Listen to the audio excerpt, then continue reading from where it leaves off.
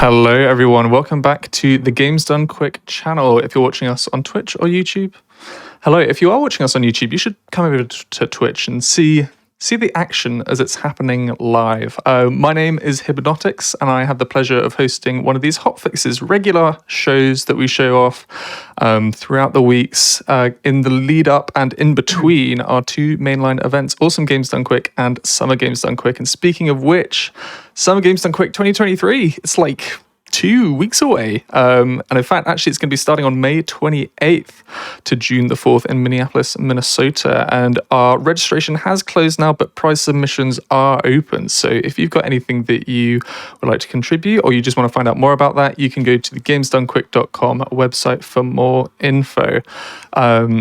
Last weekend, we had one of our one-off hotfixes with Sonic and the Parallel Worlds. If Sonic is your sort of spin, then I think very shortly, unless I haven't checked recently, it will be on our YouTube. So if you enjoy that sort of thing, you should definitely check that out. I had fun with that. And we're back with Going Places, though. This is a regular hotfix that has a look at games that we can play, well, region-exclusive games, as well as games that we can play on our mobile phones or any other handheld console. We have had a range of different games in the past, but this is an episode that I've had in mind for a while. We are going to be racing around the world on our phones, but we're driving. We're not driving whilst we're playing these games, I sincerely hope. Today, we are going to be having a nice list of rally games for handheld consoles. We're going to be having, later on, Colin McRae Rally 2005 for the Nokia N-Gage. Yeah, you best believe it.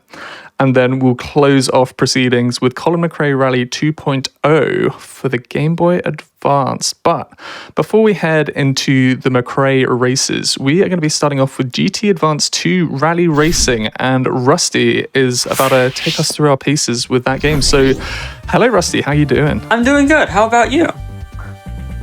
I'm doing well, and I'm very much looking forward to seeing what these games have to offer. How did this game come about? What's its story? So there's like a series of these GT Advanced racing games. There's one that's like track racing, there's one that's like street racing, and then there's one that's just rally racing. And that was the one that my friend had actually got me to start playing. And I got to the point where I started speedrunning it. And we both were like some of the two who actually run it. And it's basically just a rally game of just going around the world and doing different courses and stuff. Awesome. Well, I know we've got quite a bit of time to do so, and you are welcome to kick us off when you're ready. All right.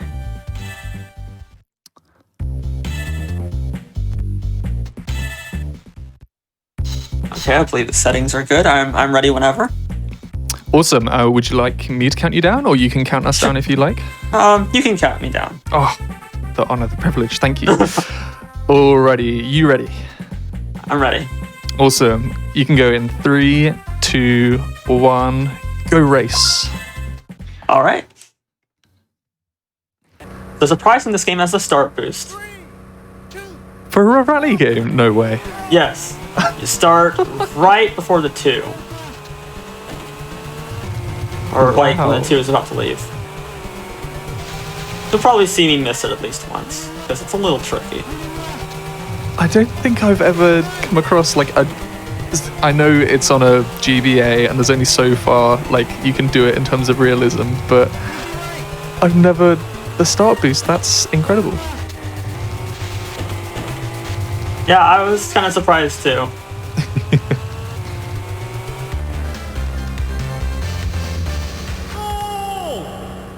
Nicely done. Thank you. That's interesting. That was quite a short course. Was that just a little trial, kind of? Yeah, it's the shortest track in the game. Looks like a good way to sort of start off. Because if it's the first track of the game, you're just trying to ease the player into the game. Yeah, and then it's one of the hardest tracks to actually optimize because of that. Of course. Especially since this car, it will definitely snap super hard in a direction, kind of hard to control, and it'll spin out on you. So those sharp turns are really hard at high level. I was about to say, it looks like quite a sporty number with that big spoiler on the back. Do you know what kind of car this is? We probably saw earlier on, but it's a Suzuki Escudo Pikes Peak. This was a car that they made specifically to run up Pikes Peak, and since Pikes Peak is pretty much just how fast are you willing to go up a mountain, it's kind of crazy. Yeah.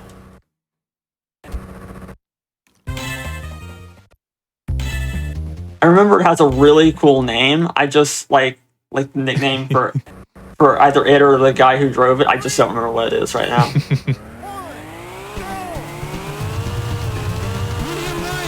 It's interesting. So for the people who are in here for the long run and wanting to see all the games, both this game and the one at the end, the Colin McRae Rally 2 version, that's going to be on Game Boy Advance. And it's interesting, there was only a year sort of separating them in release, but they do look quite a bit different. Ooh, a bit of a tough spot there. Yeah, that's what happens when you spin out. You just don't know where the car is pointing anymore. Yeah, there's not exactly a map. You can tell like how far through the track you are, but you can't. Yeah. Limitations, I suppose.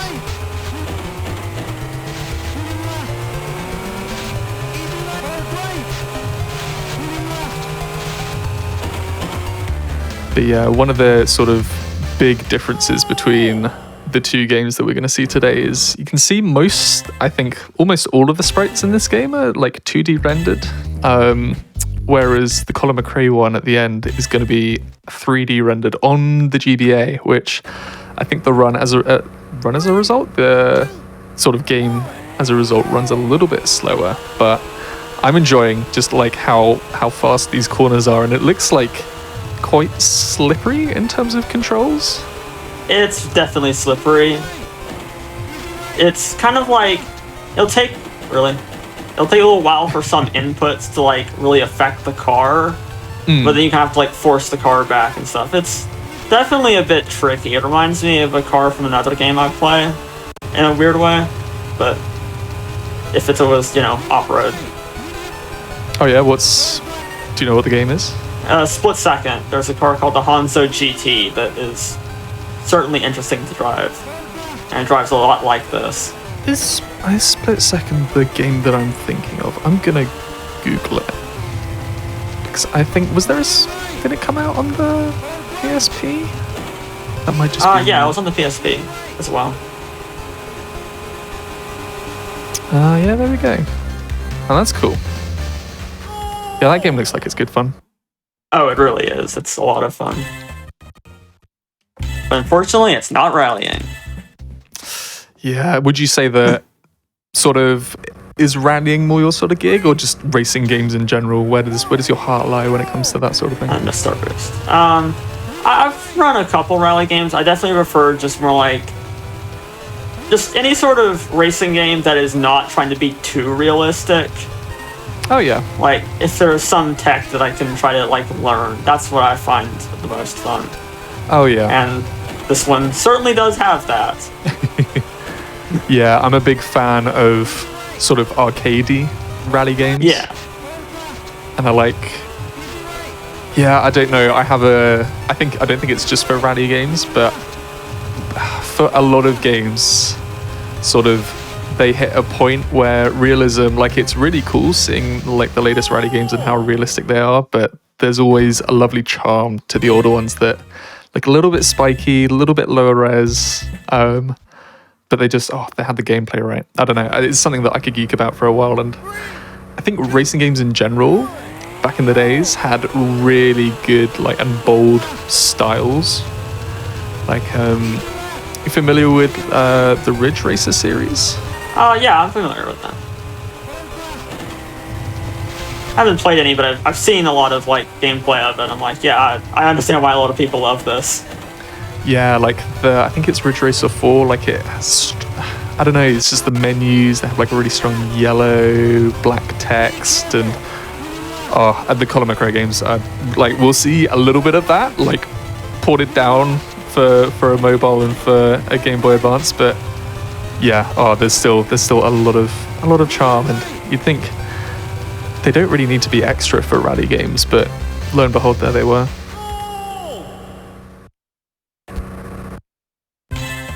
It's absolutely some great rally games. I remember I played one of the somewhat newer ones, and I did really like it, but it doesn't have the same feel of, you know, making a car get 200 miles an hour into a corner. So true. Well, when I said the first track in the game was the shortest, that was a lie. This is the only one that's shorter. But it's, I don't know what is with this track. It also, can't believe you lied to us. yeah, I can't believe I lied and forgot that Spain won as a track.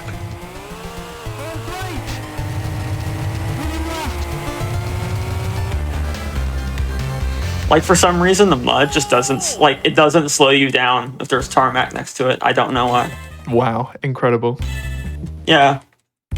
This game also, when you, like, get into, like, once you get ahead of pretty much everybody on the track, it'll say, like, 18 seconds to first place. First place isn't there. The game does not render that. It just says, oh, you're, like, 18 seconds out. Thank you, game, I guess. Yeah. They don't show up until the next race. So you can only get the 5th place on the last one. You can only get the 2nd place on this one. Oh, so it's like splitting the races up. That's Yeah. strange. That's an interesting choice. I guess it's to make it like a little bit more like competitive for each race. So if like you got first on the first one, it wouldn't be boring. But it sure is a design choice. Yeah, for sure. One thing that I hear a lot from rally speedrunners is they complain about RNG quite a bit, and I noticed that there was rain in that stage. Is that something that's random, or did you know that there would be rain there? It's always rain there. It says before like what the conditions will be. Okay, interesting. Like there's a couple tracks that there will be snow, so I have to change my tires for those, or it makes the game even more difficult than it needs to be.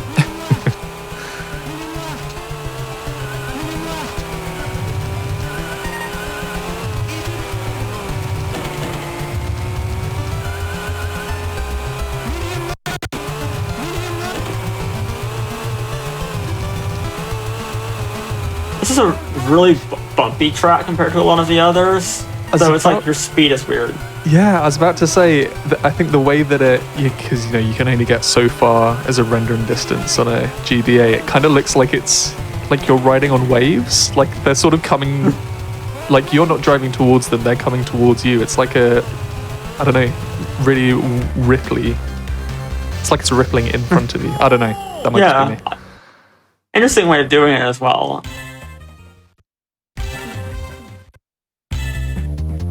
Okay, this is where snow comes up, so I should probably change the car settings. We'll probably be slower in a run to do that, but for the sake of the viewers. Oh yeah, let's go. Oh, the snow. Yep, there's snow. Ice physics incoming. It's definitely a bit slipperier, and there is ice in Sweden. That doesn't seem to really do anything, but it's there. It's just there, menacingly. Yeah, to tell you that it's cold. Like the snow didn't say that.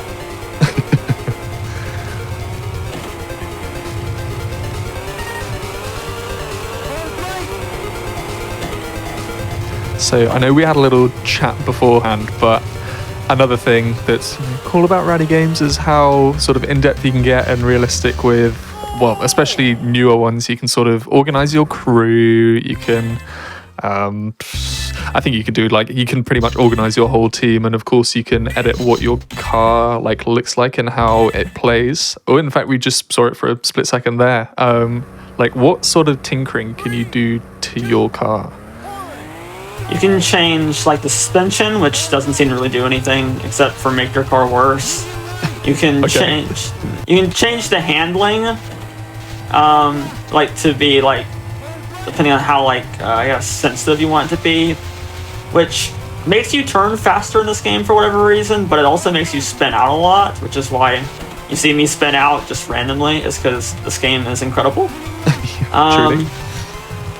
You can change the transmission, how the gearing is, but usually you just want to be in the middle. You can change it for like a lot more of a, like depending on what the track is, but in general I just keep it in the middle for like a full game run. And then there's braking, which I don't know why you would want it to have less braking, but it's there. For a challenge, I suppose. Yes. I don't like braking. Braking makes you slow, so. True. Anyway, if you want to see what a spin out looks like, this track is probably going to show you several times. Just looks quite goofy. Like you can't quite tell that it's going to happen, and then suddenly, like you're just there you go, doing 6 spins. Yeah, like, and then it just completely sends you on a different course. Like, yes, you don't even get a chance to really readjust. It's just like, well, this is where you're driving now. Yeah, it's like for a while in that spin, the direction you're going and directions that your inputs are like trying to do are not the same. So it's like it's almost reversed in a way. So if you're trying to fix the car spinning, you just have to kind of hope that you know what the car is trying to do. And usually you don't.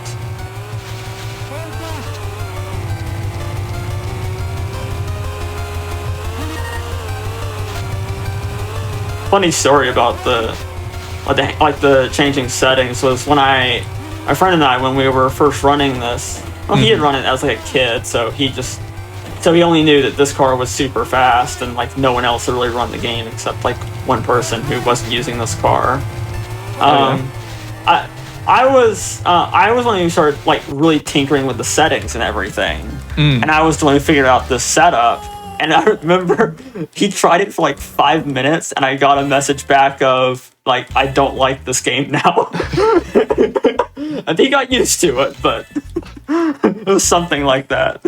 It's what speedrunning does to a gamer. Yeah. They think they love a game until they speedrun it.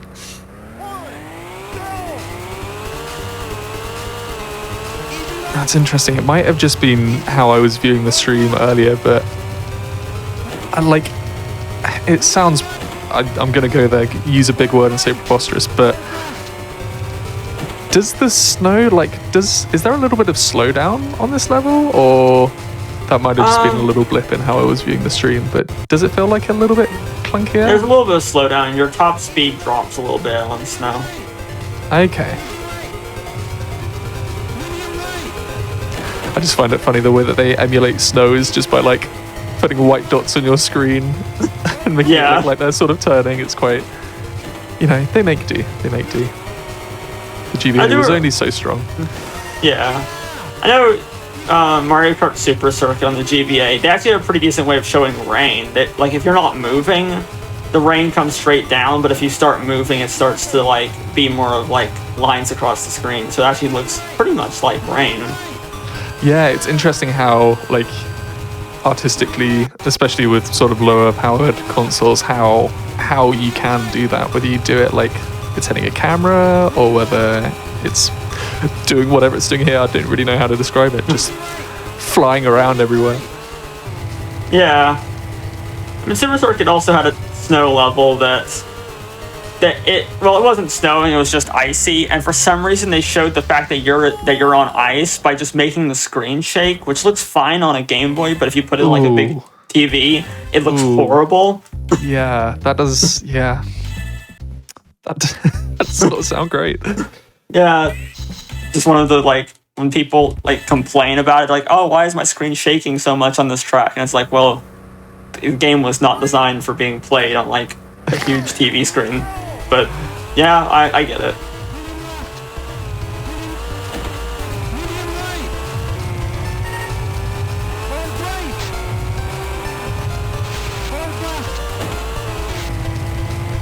You'd be surprised that one of the hardest tracks in this game, are these tracks, the ones that have the mud on the side, because the dark mud will slow you down, so the road is a lot narrower than it actually looks.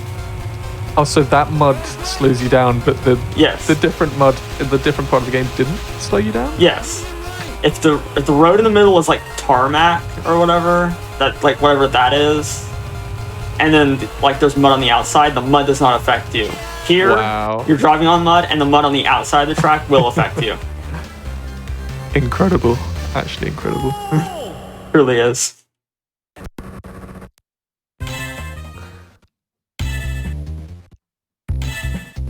It's interesting. It looks like we're seeing a bit of throwback, a bit of nostalgia from the chat, sort of thinking about games of their childhood.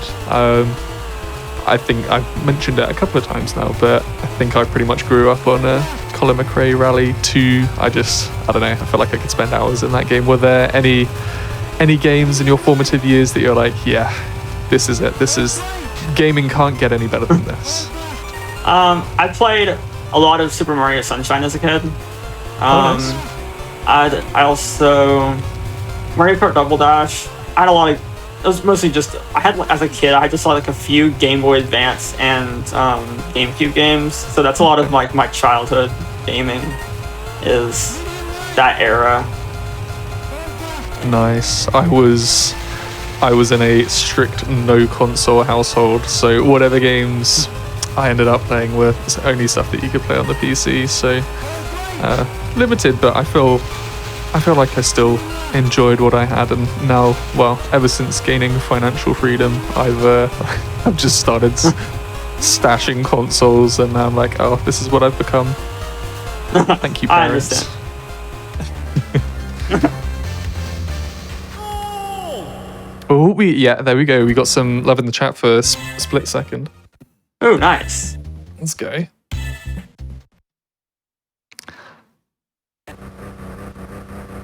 Great game. I'm missing the start boost. There we go. That's what it looks like to not get the start boost. Unfortunate. Is Split Second a game that you've ran or thought of running? Yes. Or I have the any percent record in that. Ooh, nice. I've after I had like the GameCube and everything, I think I was like 12 or 13 or so, and got an Xbox 360, and I got the demo of it, and I'm just like, okay, yeah, this is peak. I eventually, like a year later, managed to like actually find the game, and I started playing it, and I'd probably say that's like my main speed game, I guess. Okay.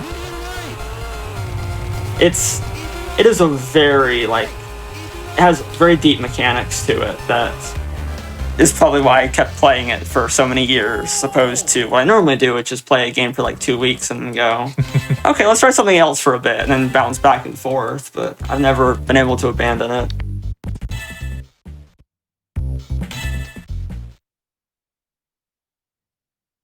Like, every single car in that game drives a little bit differently, which is something I really respect. That's cool.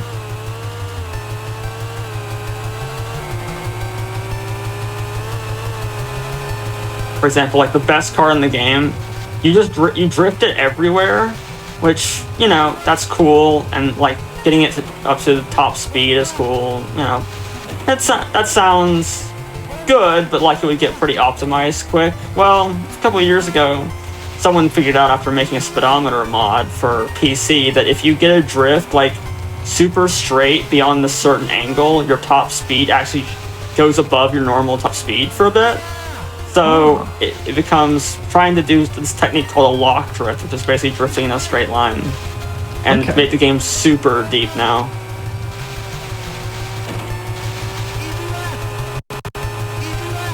In fact, I'm surprised that I haven't mentioned this yet, but you know, as I was putting the episode together, I was just like, okay, let's see what speedrun.com is saying. Let's check some games, check some runners, and golf.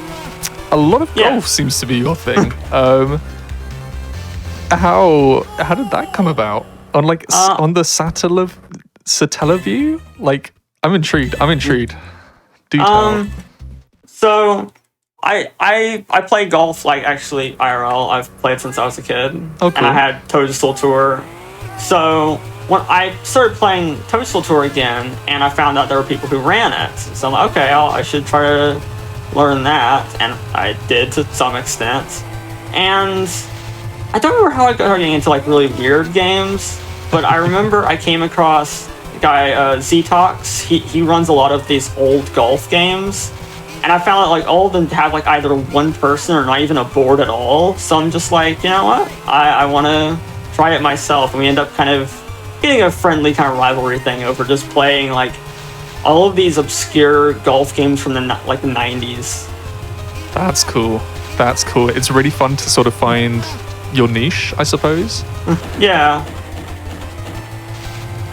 Like I have, you know, friends, the Discord server with a few friends, and I literally have a channel that's just called Obscure Golf Games, and it's just me, like, just info dumping stuff about games that nobody has ever heard of. That's great. I love that. It was Arnold Palmer Tournament Golf was the first one that I started doing, and it was like the board was like it seemed pretty decent. It was like 9 people on it, and I had a lot of experience in like Toadstool Tour of like how golf games kind of function in that sense. And I remember I just fluked a run that was world record, like on my first or second day of trying. It was like really quick. So I'm like, oh, I guess I have a thing for this. I grinded that. Then I found Battle Golf for Yui. I grinded that. And then after that, it was just, I want this to have something on the boards. Just because, you know, it should be there. And no one is going to put Mizase Top Green Nikakeru Yume. I don't think that there's a huge audience for putting that on the board, so it may as well be me. Yeah, why ever not? That's what I say. We've got a question from our wonderful producer Ray asking whether you've played Frolf. F-R-Olf.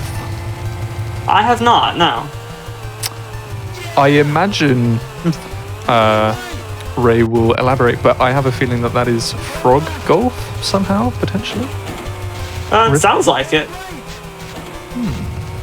Let's do a little bit of inspection.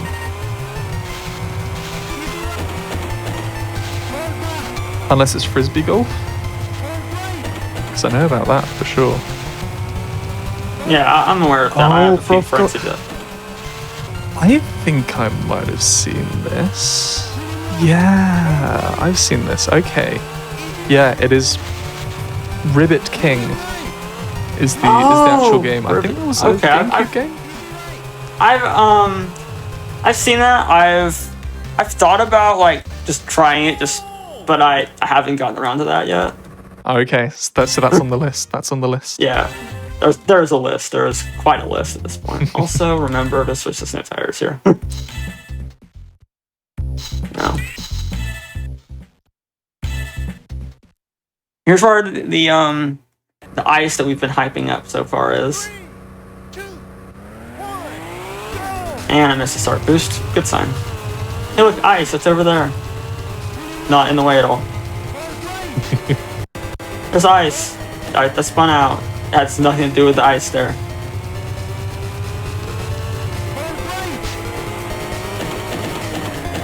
And then some of the hardest turns in the game. Okay. Be careful. I love the audio in this game. When I was first playing it with my friend, I was telling me that the audio is like you can tell how much your co-driver is sweating from the dialogue. Wow. You're like, medium left, medium right.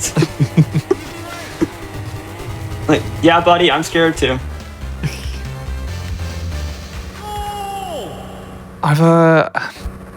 I think I know that there's like off-roading things that you can do with 4x4s. I don't know whether like there are experience days that you can do with rally cars, but the idea of that does sound fun. And I'm like, would I be any good in a rally car?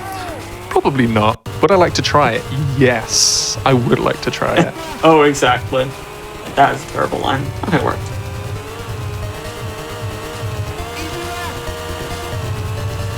But yes, we are all responsible drivers. We would never be playing a rally game whilst we're rallying. Although you could, if you wanted to. It's a handheld game. That's true. I didn't advise anybody either way. Just saying words at this point. Oh my gosh, that spit out. Yep, this game. What was I gonna say? No, oh yeah, it was like at the beginning of the game there was a disclaimer that says, "Do not drive real cars like you would in this game." No way, really. Yeah, it's something like that. Of like the, do not do that. Like, oh well, I was going to, but now that you said it, I guess I won't. What if they're legally obliged to say that? They're just like, depictions of driving this are inaccurate. Please don't do it. Yeah, it's something like that. Because, everyone has a Suzuki Grand Escudo Pikes Peak in their garage. Yeah, just cracking it out when the snow gets a bit too much. Yeah. Never know when you might need it.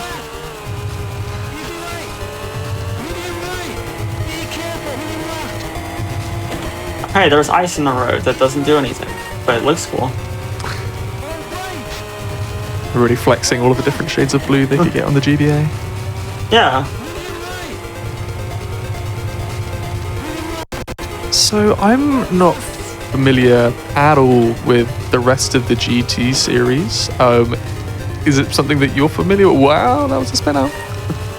That was a really long spin out as well. Like, sorry. Yeah, are you familiar with any of the rest of the GT series? I haven't played them. I only really played this one because my friend got me to, and if I wanted to play a interesting racing game on the GBA, I'd probably be picking, this one. I'd probably get to the other ones at some point, but I do know there's a bit more of a scene for the other two, from what I know. Okay.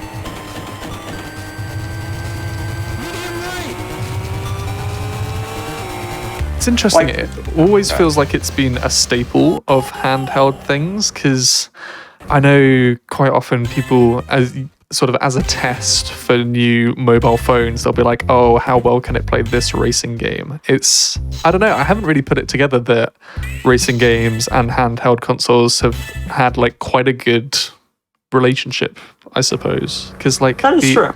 The Asphalt series has done really well over time, and like now even Nintendo have sort of not quite cashed in, but they've done their like a Mario Kart mobile thing, and I know that much to varying success, Sega have done it with their Sonic and Sega All-Stars series and Team Sonic Racing. So yeah, it's interesting. I hadn't quite clocked that.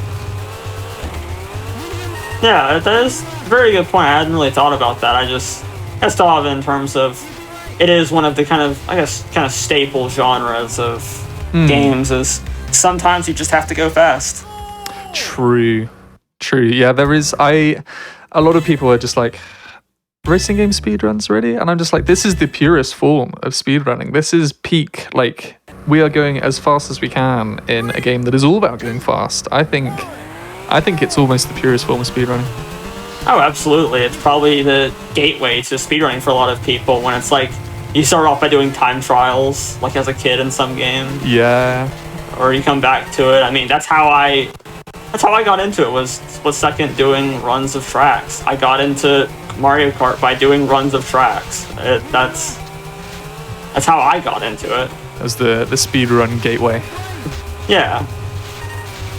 And keeping that consistency, that is really good. And you don't necessarily have to do any like big skips unless it's something that's really broken. I mean, you can look at Mario Kart 64 for that, but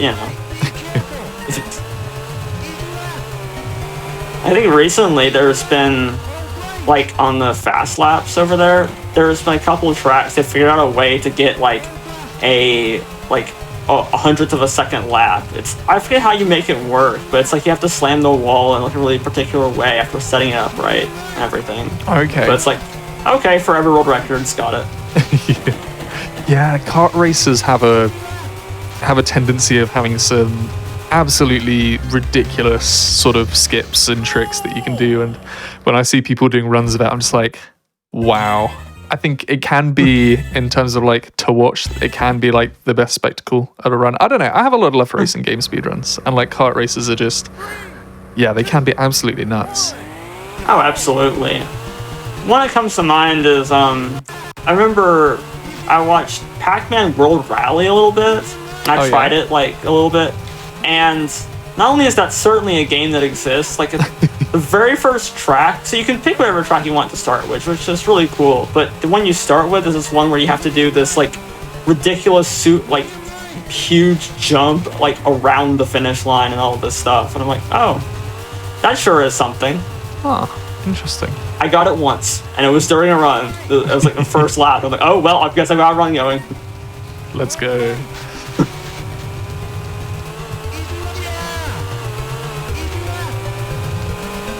Yeah, because I didn't have any consoles when growing up, the best kart experience that I had was with, I'd mentioned before, the Sonic and Sega All-Stars and All-Stars Transformed. And ooh, that's a good game. Those were big fan of those. I know it's very easy for them to be in the shadow of Mario Kart because, you know, it's more popular and it's Nintendo and you know that it's going to be polished, but they are, I don't know. I think they stand up on their own. I think they're really solid games. Oh, there really is. In terms of that, I remember, like, it's got really good mechanics, but also like some of the strangest like mechanics at the same time. Where it's like how the boosting system works, like like inside the game is so weird. Where it's like, oh, if you do a boost and you let it go before this boost, it's a level 4. But if you do it like after, then you just get a level 2. Yeah, it is. Yeah, it can be pretty mental. Yeah, I think it also. I know I think the DLC track and Chili Castle. I think they both accidentally leave in a like one of the item boxes from like online, like, you know, quick play, etc. They accidentally leave those in on the track. It's amazing. On like one spot. Nice. 3, 2, 1. And I missed another start boost. Knew that was going to happen eventually.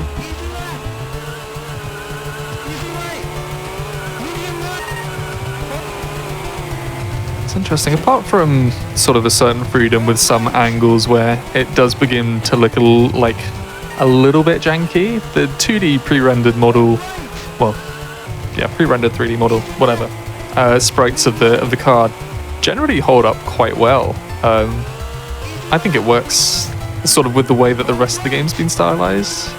I think it works quite well. Oh, I agree. It looks pretty nice.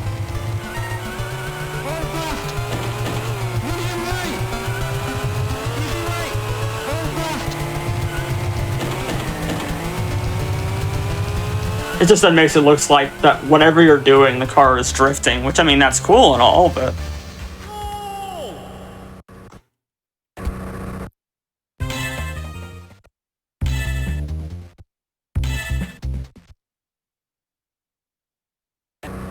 And we're doing well. Round 9 of Italy.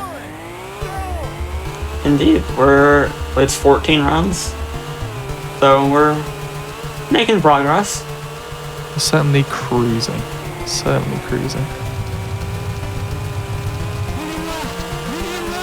Yeah, this is the track where there's, for some reason, these patches of asphalt and then just like trees between them. I don't know what's going on with that. Interesting. You know, very familiar trait about Italy. Everyone knows that there's just patches of asphalt that have trees next to them. It's a staple of the lovely nation of Italy. Yes. Of course.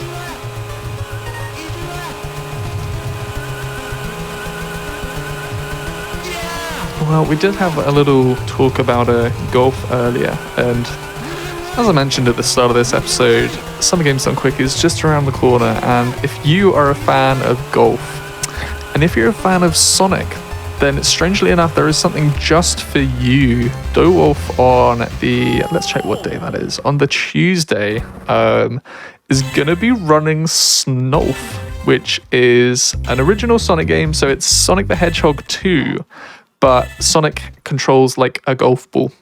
That sounds very strange. You might think, oh, well, Sonic just rolls into a ball anyway, but it is very strange. You've got to like hit Sonic around the level, which I've seen it done in CD, and I've seen it done in the original game, and yes, DeWolf is not only very, very good at that game, but knows how to entertain a crowd with it. So if you like Sonic and if you like golf and if you just like ridiculous games, then it'll definitely be something to tickle your interest. That's fascinating.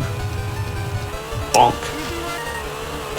Yeah, the one thing that is quite strange about it is that it's, completely the original games. Like, it's fairly left untouched apart from the controls and like a few things that, help you a little bit, but it's fairly unchanged, which makes it interesting. And it's interesting how sort of the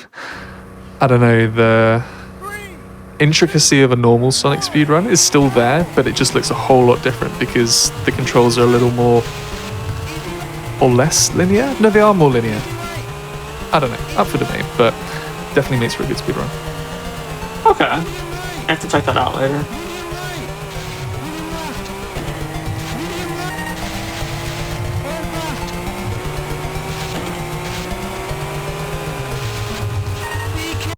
This is, now we're in Argentina. I remember when I was playing, I forget which one of the World Rally Championship games. It was on the PS3.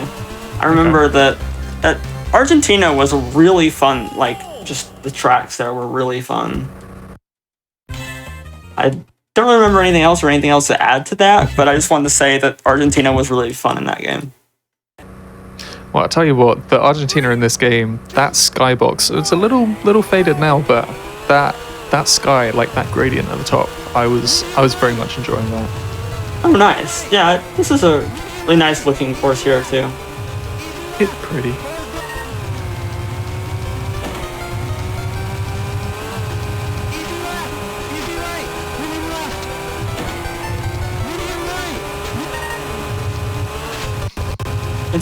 It looks a lot like the Kenya map in terms of like the road and everything. Okay. I'm very amused. Somebody in chat has mentioned a challenge in, I think it was Gran Turismo or they refer to it as GT3, and their strategy for it was to wrap a rubber band around the left and right analog sticks for one of the endurance races. It's just 100 laps of like going around in a circle, I assume. So, that's amazing. Maybe we'd call it tool assisted, but it's valid. It's valid. We like to see it. Tool assisted in the most literal form. Yeah.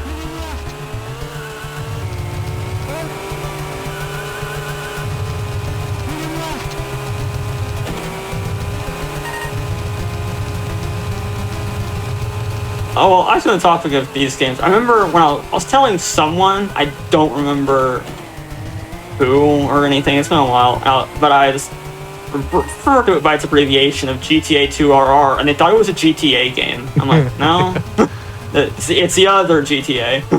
Yeah, which GTA is that? Like a bootleg or something? Yeah, I can see a lot of confused faces about that sort of thing. Yeah.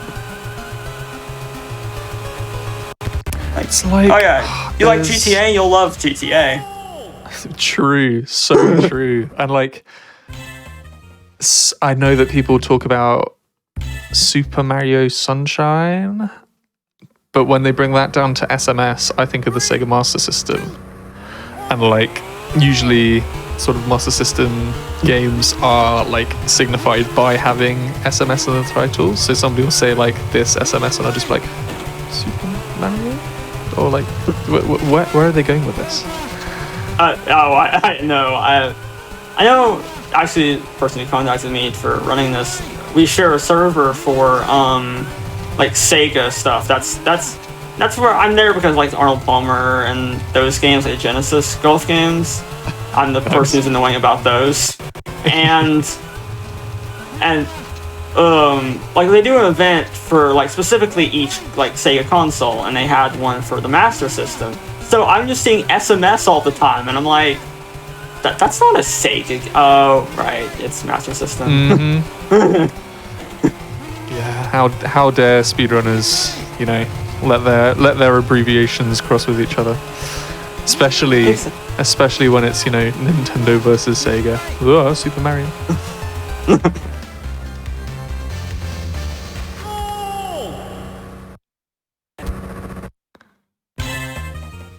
Nicely done. Getting through Argentina pretty nicely. Oh wait, no, we're on France. Wow, I am behind. You got through Argentina incredibly quickly. We're on France already. Wow, I gotta wake up. Argentina is very short in comparison to some. France, less so. France is looking very pretty though. That was a nice cut. Keep forgetting this is the track where you can just somewhat ignore what the co-driver is telling you, because you can just go straight. Yeah, in a lot of places. A little bit wider. And he's telling them like, "Oh, you're gonna follow the road perfectly," and it's like, I can just go straight. No way. The co-driver sort of sasses you a little bit. That's incredible.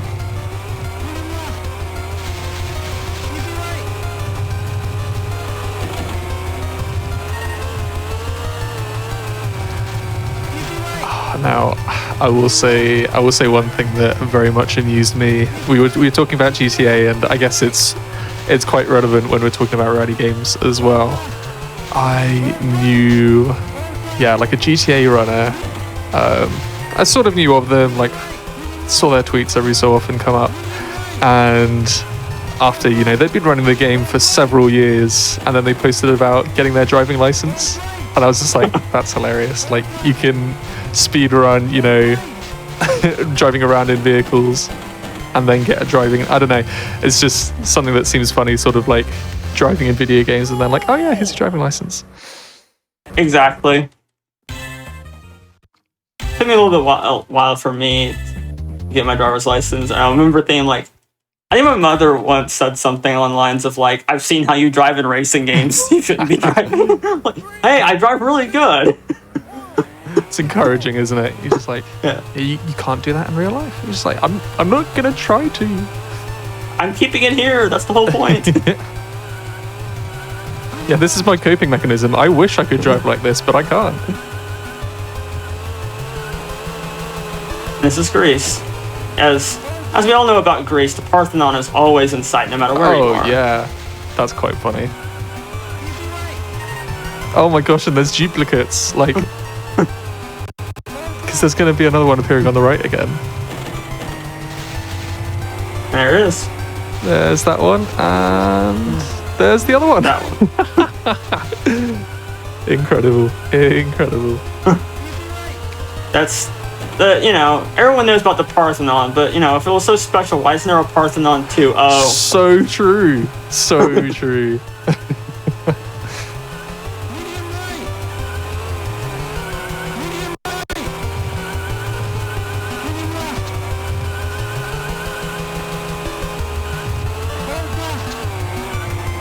Yeah, I wouldn't want to go on a holiday to Greece and have to explain to my mum why I was going out of bounds in you know, France or Italy on something. So. Sorry, Mum, I can't get a phone signal. I'm currently in the void. I'm in that little space between the two Parthenons. Sorry, no signal. Sorry, I'll try and call you later. Bye.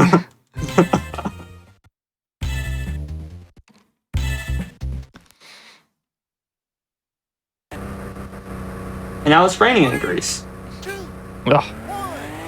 Typical.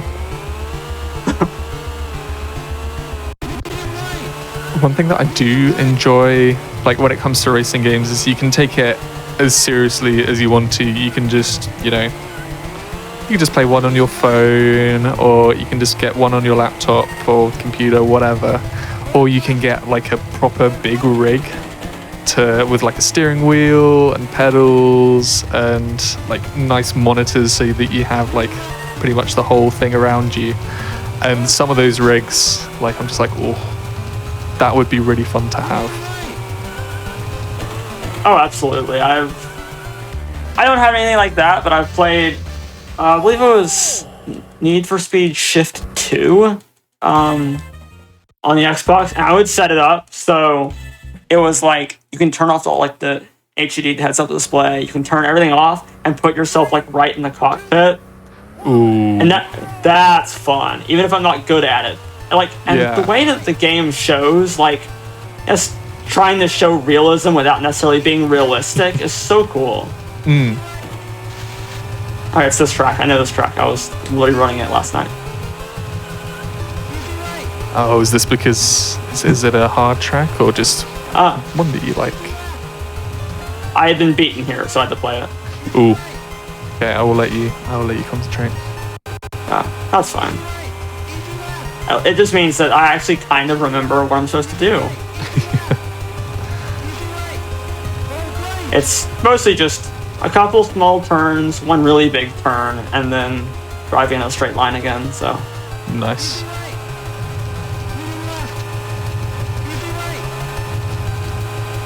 Shame I ruined the start by not remembering what track I was on, but...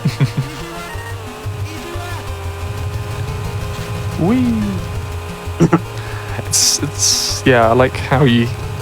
I don't know, I feel like that's something that the developers could have skipped over when it comes to, you know, getting a little bit of height off the jumps, but they've managed to sort of show that quite well in this game. Little detail. Absolutely. Bam. Nice. Thank you. Actually, on the topic of, like, I was talking about Shift 2, like, some of the cool things it does is, like, when you take impact from something, the screen goes, like, black and white for a moment. Ooh. Okay. You've got that. Like, when you're in the cockpit of the car, it will kind of do a decent attempt at trying to show, like, G-force by, like, having the place the camera is in the car kind of shift a bit. Okay. It's pretty cool.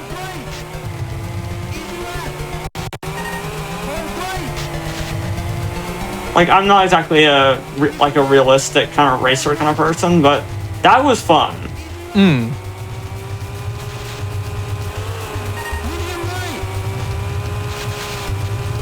Well, that's nice that we can see a little bit of sea in the background. Unless that's just, you know, a big feature that's of Cyprus that I don't know about, the great big blue poster that they won't tell us about. Yeah, that's most likely the ocean, but you never know with these developers. Ice is interesting, and so is mud and everything. It's how they keep the cars in here racing forever. The big blue barrier. I mean, that is kind of what the sea's like, I guess. Yeah. It works. 3, 2, 1, Oh yeah, I do. I mean, I said it for Argentina, but I guess just these latter countries, skyboxes, they look mint. I do like how they look. That's awesome, yeah. They were really nice. I do like it.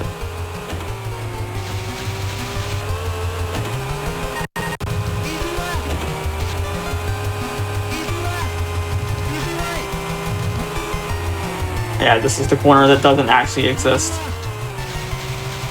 Ooh.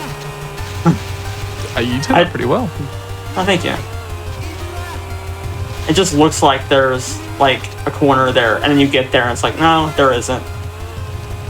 Yeah, I find that, I don't know whether it's just me, like, not being very good at reading what the co-driver's trying to tell me, but in some rally games, like, it will tell me one thing and I'm like, this does not feel like a sharp turn, or, like, why didn't you ask me to, like, turn sharper? Like, it's probably just me. 2, 1. One of the other ones I played, I think it was one on the Xbox One. I played that, and it just felt like the co-driver was just saying the like the commands like way too late, and that made me not really enjoy it very much. Cause I'm coming into some turn, like, you know, I'm trying to go as fast as I can, and I suddenly hear, left 6, and I'm like, and then I crash. Yeah, but like genuinely, I do get that, and it does make it far less enjoyable experience. It can do. And even turning it off, you're just like, well, you're supposed to be helping me. I don't want to turn off like the instructions. So yeah, you know, it's a tough one, and it's interesting seeing how they go about recording some of this stuff, because I think for some of the Colin McRae games, I think they actually recorded from inside a moving car to get it. Like they didn't, try and emulate the broken audio. They were just like, all right, we'll just record what you're saying into your headset and we'll put that on the game, which I think is quite cool. That is actually really cool.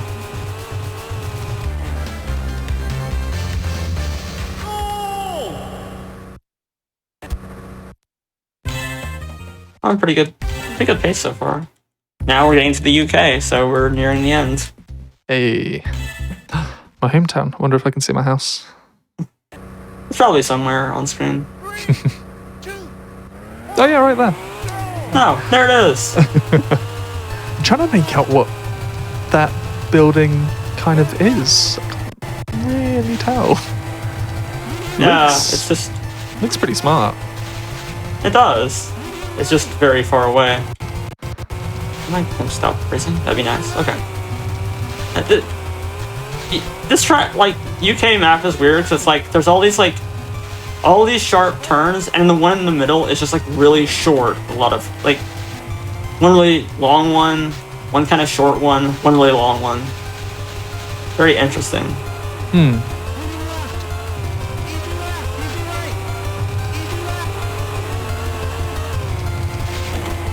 Like, this is just like baby Monaco in terms of the sharp corners and the length of it and everything.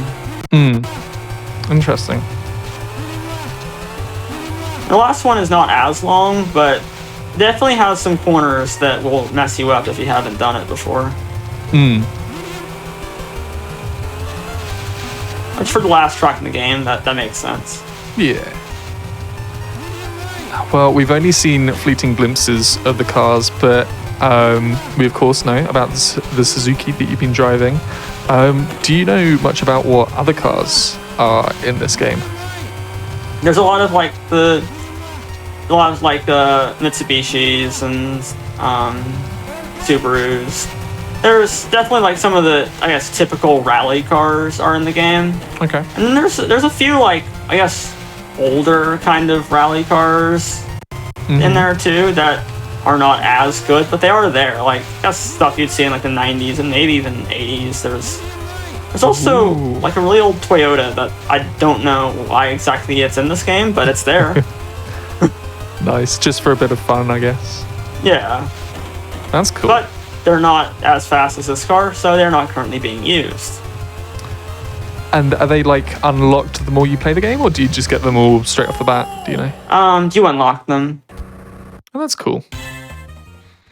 And this is a car you get by beating the game. I think on expert mode, so you have to like beat it twice and then you... Oof. And the thing about expert mode is, we've been playing it right now. The fact that you haven't noticed it's expert mode tells you a lot. It's almost the exact same.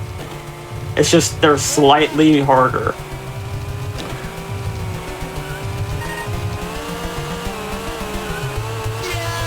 It doesn't look... It seems like they're still, pretty difficult, which, I mean, that is true, but also...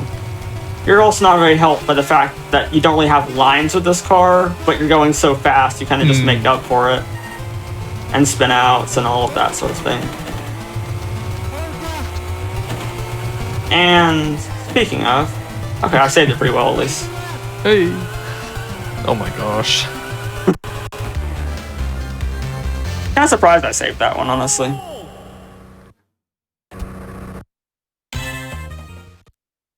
And final one.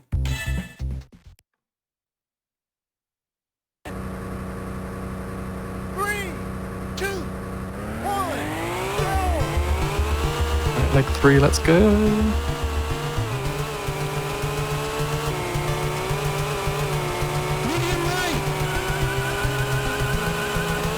Well, there's the guy who was right in front of me. So. Now I have to catch first, wherever they are. The game will probably say it's like 15 seconds ahead, and then it's like, 7 seconds, and probably it's like a corner ahead. Oh, there's the 7.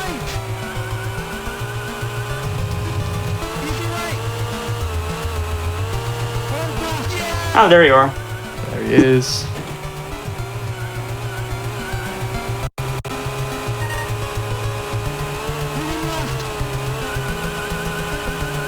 It's a really cool corner coming up ahead. I just don't remember which corner it is.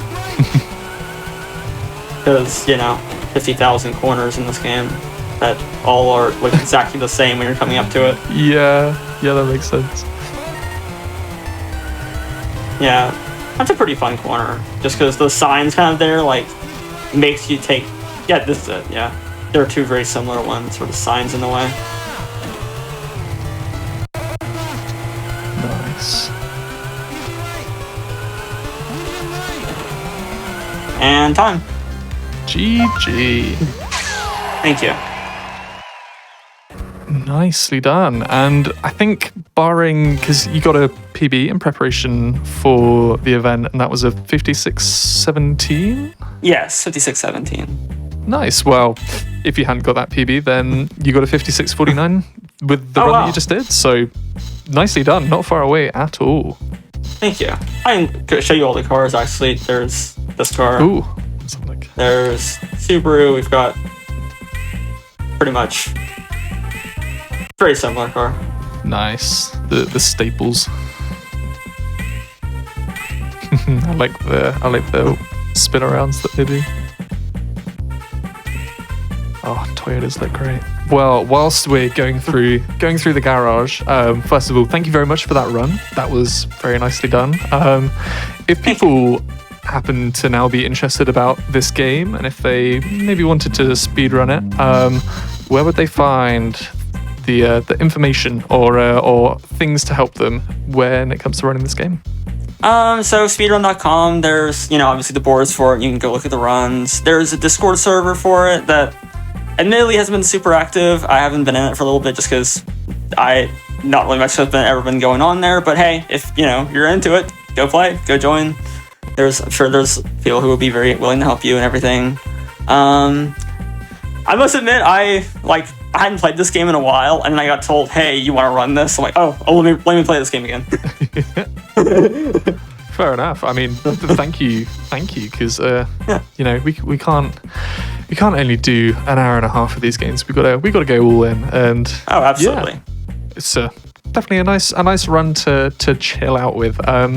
Speaking of which, if people wanted to chill out with you and your streams, whereabouts can they find you? So on Twitch, I'm Rusty929. I basically just kind of stream whenever I want to. No schedule or anything. I just play what I want to. YouTube, it's just Rusty. Look up split second along with it, and you'll probably find me because that's the game I mainly play. That's most of the stuff that I'd be like, hey, you should go follow me because I actually do interesting stuff there. So nice. Well, once again, thank you so much, everybody. This is Going Places. We have been going around the world. We went through how many different countries did we just go through? 14. That's a lot of places. Yeah, we literally just went around 14 countries, and we're about to go through some of the same countries, maybe some different ones, but we're going to be hopping over to a different game after a small break. So once again, thank you to Rusty for showing off this run of GT Advanced 2 Rally Racing. We're going to be back after a short break. We will be seeing Colin McRae 2005 for the Nokia N-Gage. Yeah, you heard me right. We're going to go mobile. So join us in a second, and look forward to what we have for you on the other side. See you in a sec, folks.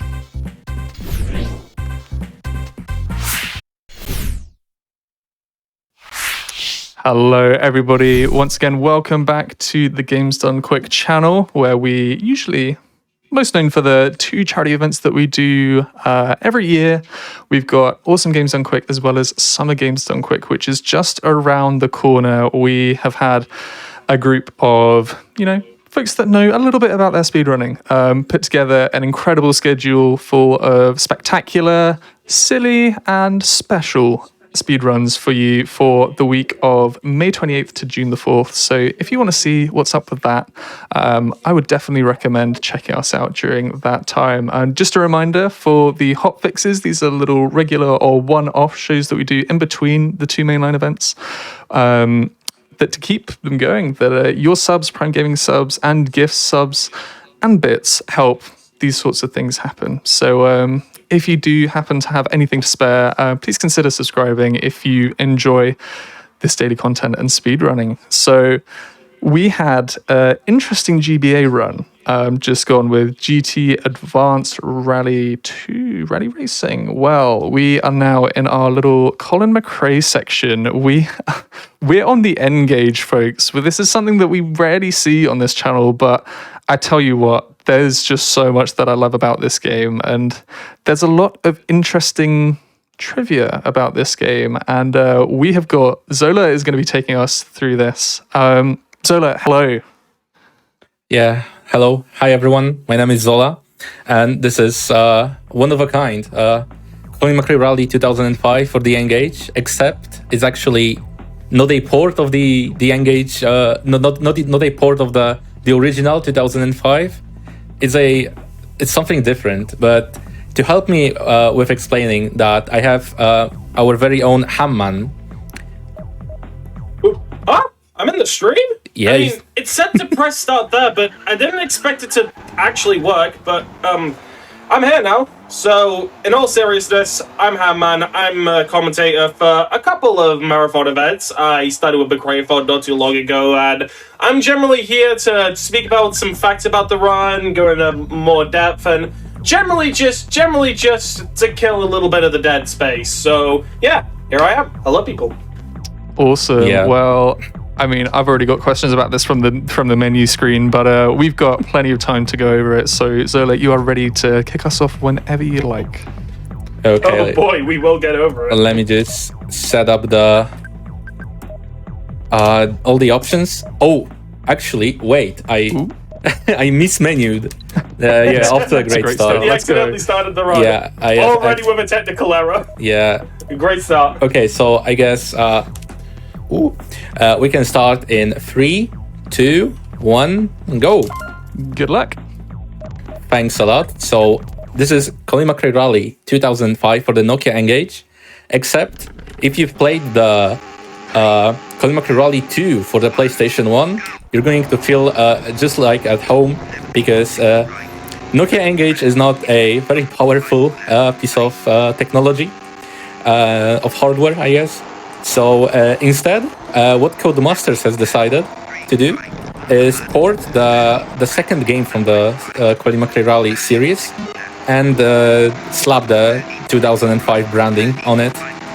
So this game is essentially, it's just Colin McRae Rally 2 on the go, but with the Colin McRae Rally 2005 cars. Genius. It's actually genius. I love that they did this. It's so good.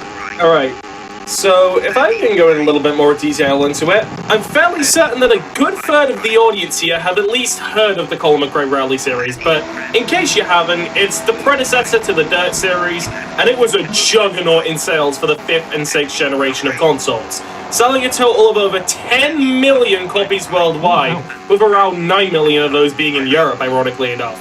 The final game in this series is the subject of today's run, Colin McRae Rally 2005, where the focus was to make as much content as possible by introducing a new career mode to add more depth to the game overall. But they also took a bit of a step back by simplifying the controls. This ended up resulting in there being a divide from the community over whether 04 or 2005 is better, with most people preferring 04. However, one thing unique to 2005 was its copious amounts of portable versions. The one that typically springs to mind first when this is brought up is Colin McRae Rally Plus, a downscaling of the original game for the PSP. And aside from the audio quality and some strange changes to the physics, it was a very faithful conversion. But that's not what we're playing today. Today, we're going to be playing by far the most interesting portable version of 2005. The N-Gage version. Yes. The reason that this version even came to light was from Codemasters being intact with a company called IdeaWorks 3D, who are fairly well known for their phone conversions of video games, which even included a full mobile port version of Need for Speed Most Wanted later down the line. And no, I'm not referring to the Java version. So how are they able to fit a game that's even hard to translate on a PSP onto an N-Gage? Well, Zola already kind of described it. They took one of the PS1 games, Rally 2.0, and then shoved Rally 2005's branding on it.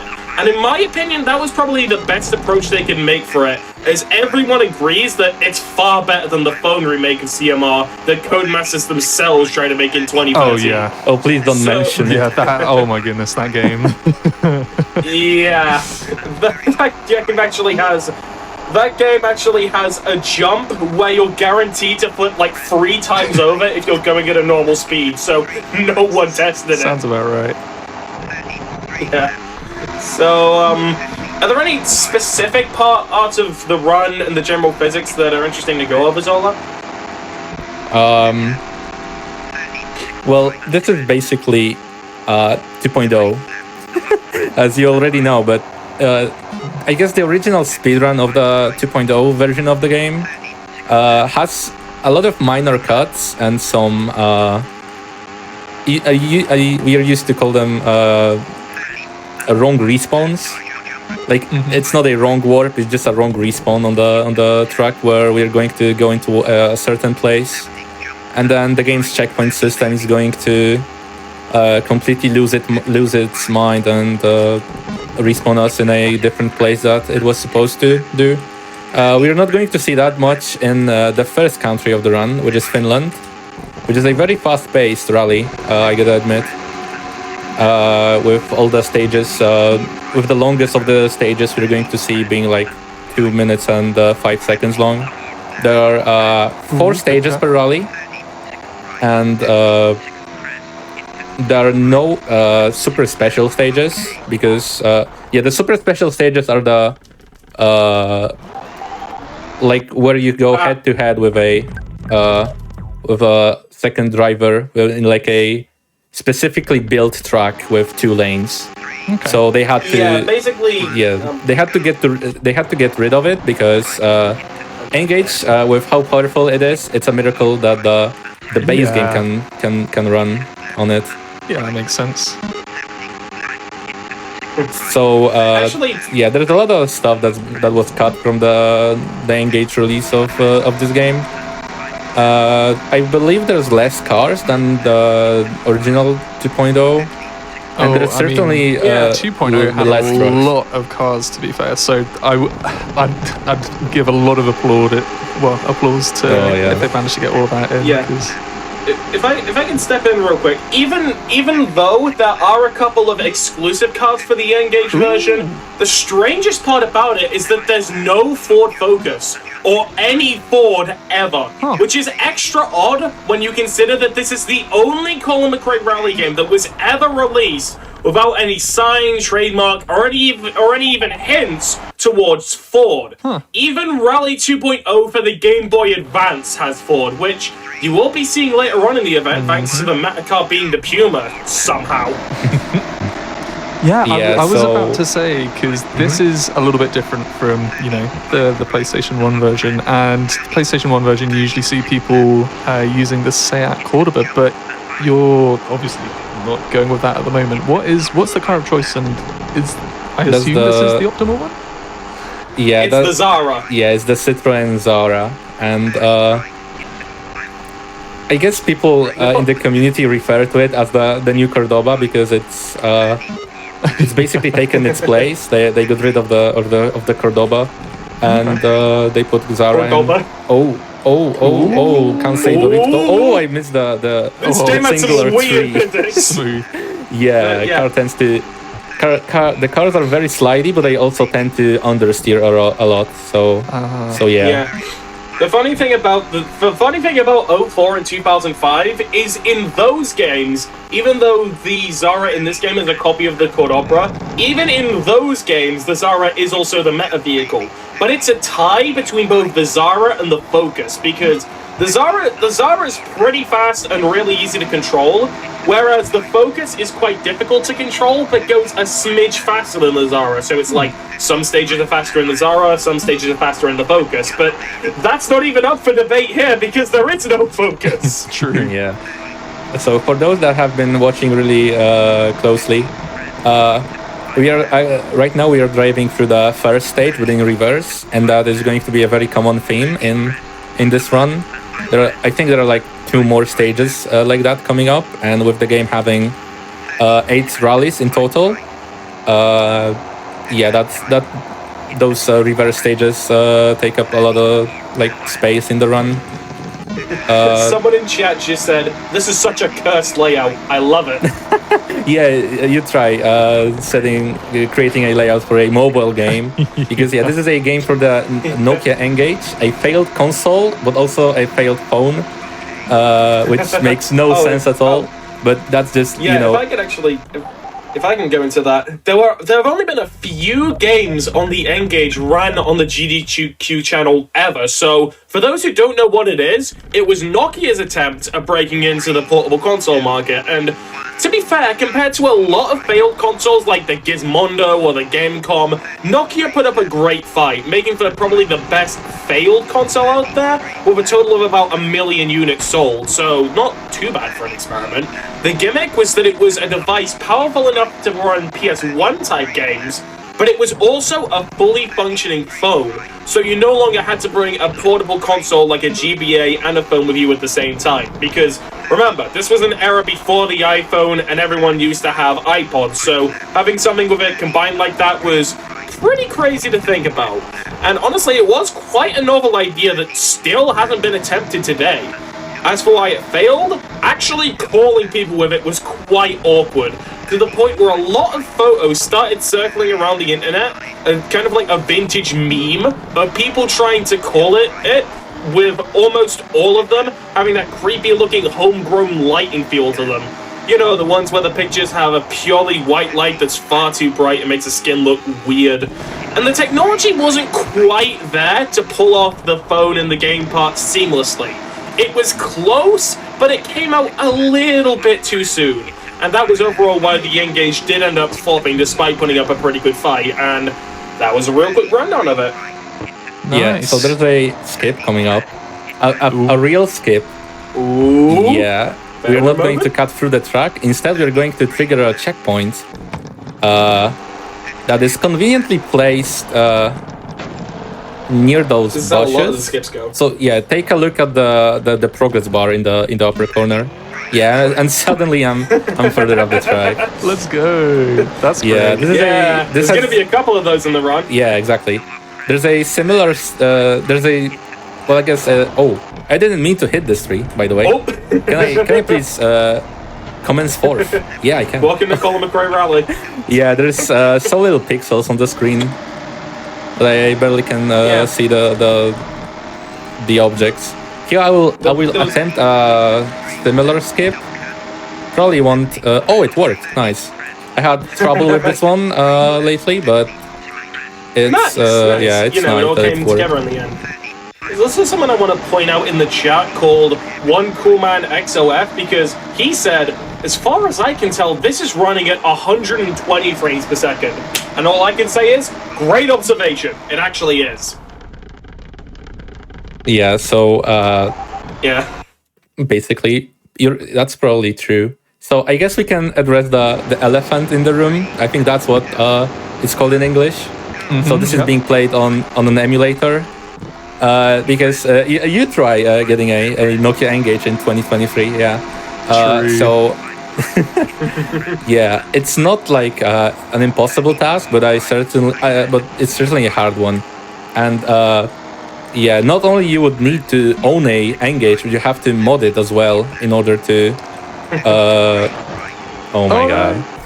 Well, there Oh, were there's flip number one. there were a few Yeah. engages that had like you could get a composite output, but engages are rare anyway, and they weren't engages. They were different Nokia phones that could load the library for the N-Gage. So like it was a convoluted process, but we had it was some point last year, I think, we had somebody showing off Metal Gear Solid on the N-Gage, and like this guy was actually like huddled round his phone playing it, and I was just like, full round of applause to this man, because Mad props, mega respect. yeah, like who does that? And yeah, a ton of respect. I think the reason why speedruns for this only began about a year ago is because literally nobody knew how to emulate N-Gage games. And the community, but mostly me, were waiting very patiently to be able to get a proper emulator working for the game.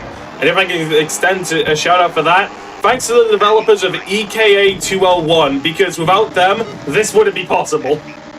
Yeah, I'm way too poor to have a. Oh, it's the wrong place. Oh no, I've been really invested into like listening to you that I forgot where is the place for the skip, and it's actually this turn right here. Yeah, all the turns in this game look very similar to each other because there's like 10 pixels on the screen. I wonder if I will get it. There's a slight chance I might not. But I did it. Okay. Hey, let's go. Yeah, that's pretty nice. This was found by Matic, the world record holder in the original 2.0 for the PC, for the personal computers. Because yeah, these games are similar to an extent where skips from the PC version will work here. Yeah, so it's kind of closer to the PC version than the PS1 version, which, looking at the game, is especially odd to think about, considering it looks much closer to the PS1 game. Yeah, I believe it was based on the PS1 geometry of the stages. And there is also a lot of... That's extra weird. Yeah, there is a lot of objects missing on the next to the track, maybe. Like some trees and bushes that are not there. Yeah, and you know, considering that this game is technically a port of Rally 2.0, I actually have the official premise strategy guide for the game with me right here, which you can hear by these noises. The reason I got it was because it's one of the only Prima guides that hadn't actually been scanned and preserved on the internet, and I wanted to be the one to do it. Little did I know that it would take me an entire day to scan the book. But I have all the pages scanned, and I'll upload them to places like archive.org at some point. And what can I take from all of that? I'll never get that day in my life back. Ooh, another skip. Yeah, No. it's not all. We're going to go here and trigger another checkpoint. Yeah, like this. Where wasn't that in the strategy guide? Yeah, the strategy guide is very generic when it comes to explaining stuff. It's like use winter tires when driving in snow, or like. Oh yeah. It's geez. basically Thanks. basic stuff.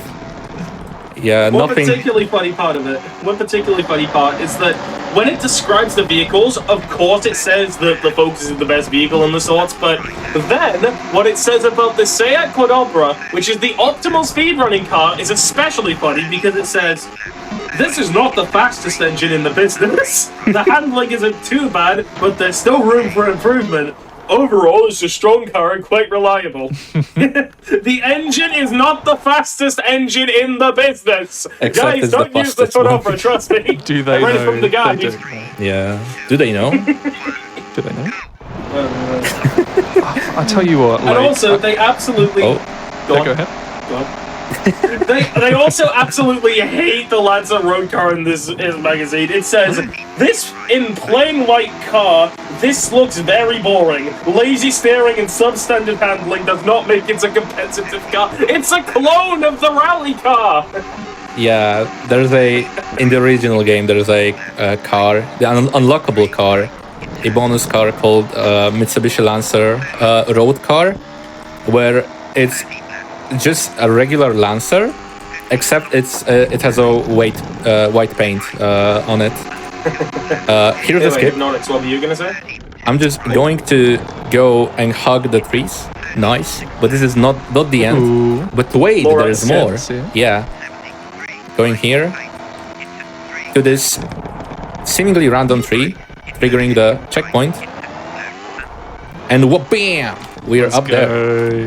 Yeah, skipping a Nice. hairpin, maybe like 15 seconds saved. That's nice. Nice. Yeah, what I was going to say earlier is that, like, I sort of mentioned it in the previous run, but there's something about Colin McRae Rally 2.0 and just how the game looks. I think the thing is it released I think the best time for, like, racing games, because PlayStation 2 was quite a big jump in fidelity when it came to, like, you know, graphics and resolution and stuff like that, but it wasn't, you know, super realistic. I think the arcadey look of this game and how even on an N gauge, which is absolutely wild to me, it looks this good is, I don't know, I think it's one of the probably not like, well, definitely not the highest quality, like best resolution, but I think this game and its ports are like some of the best looking rally games. And like, I don't know how it how would you say it controls compared to 2.0? Certainly handled worse. There was another skip, by the way. Okay, nice. Yeah. Damn, are you Farron? Yeah, Ferrod is the guy who invents all the crazy skips in our community. Either way, answering the question, the cars like feel like they're way floatier, I would say. Give me just a quick second. I need to change my gearbox one tick to the left because we are now approaching France. So yeah, Oh, hold on. Let me check if that's in the manual. yeah, the steering. Yeah, the car tends to slide a lot when it's not supposed to, obviously. But also it tends to understeer a lot with this. Yeah, so that leaves us with this weird mix of sliding but not really turning to the sides. The Yeah. strategy guide suggests that the gearbox goes further to the right. Oh, that's pretty interesting. funny. Zolo, Because- you renegade. The rules are not there for you. Yeah, You- exactly. You throw that strategy book away. You don't want to see it. Yeah, not very strategic. Ooh. The stream lag spiked on my end. That was pretty funny. Yeah, what was I supposed to say? Oh yeah, there are service areas every 2 stages of a rally. So there's one at the beginning of the rally, there's one in the middle, and that's all. We can change quite a lot of stuff there. With maybe like the gearbox, the suspension, the brake bias, the steering. There's a lot of stuff to change there, and it actually affects the car. But us speedrunners, we don't really pay much attention other than changing the gearbox, because it's the only one that matters, and every other option will just lose us time. Yeah, I hate this. I hate this rally. Classic N-gauge physics. Classic N-gauge physics. Yeah, like I said, the car tends to slide a lot, and we are on tarmac, and it's dry tarmac. If you can believe me.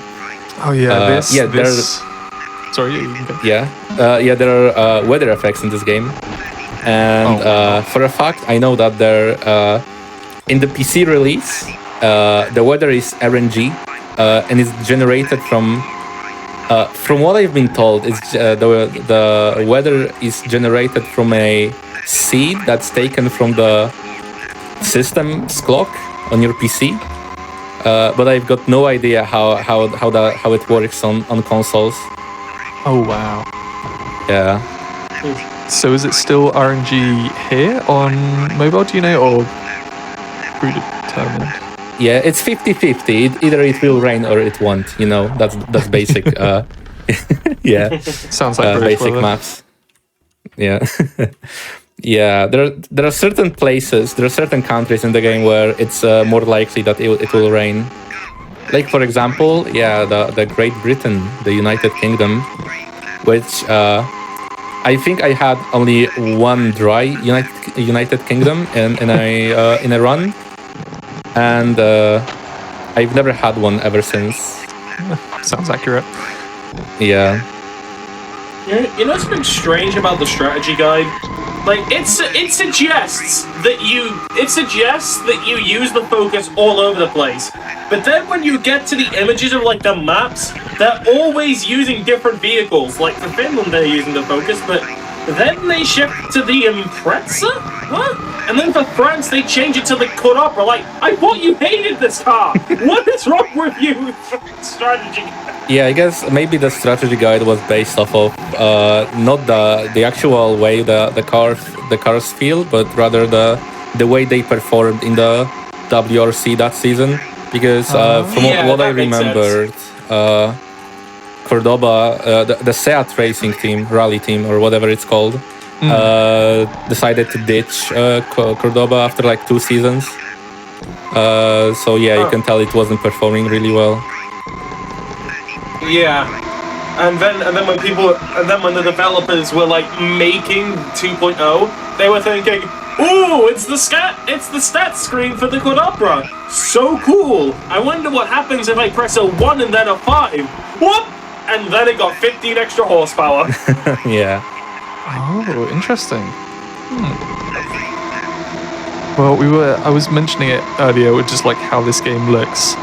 The fact that it has vehicle damage as a thing as well, like that seems like the sort of thing, Yeah, like, that's as incredible. a developer, you would just skip over. You'd just be like, okay, well, when they get to, you know, the garage after the second stages and before the next rallies, you'd think that maybe that's when they'd show it off. But the fact that you can see it mid-run, mid-race is, I don't know, Yeah. it's an attention to detail, and it's so sad that it was ultimately overlooked because it's a rally game on the N gauge, but it's so charming.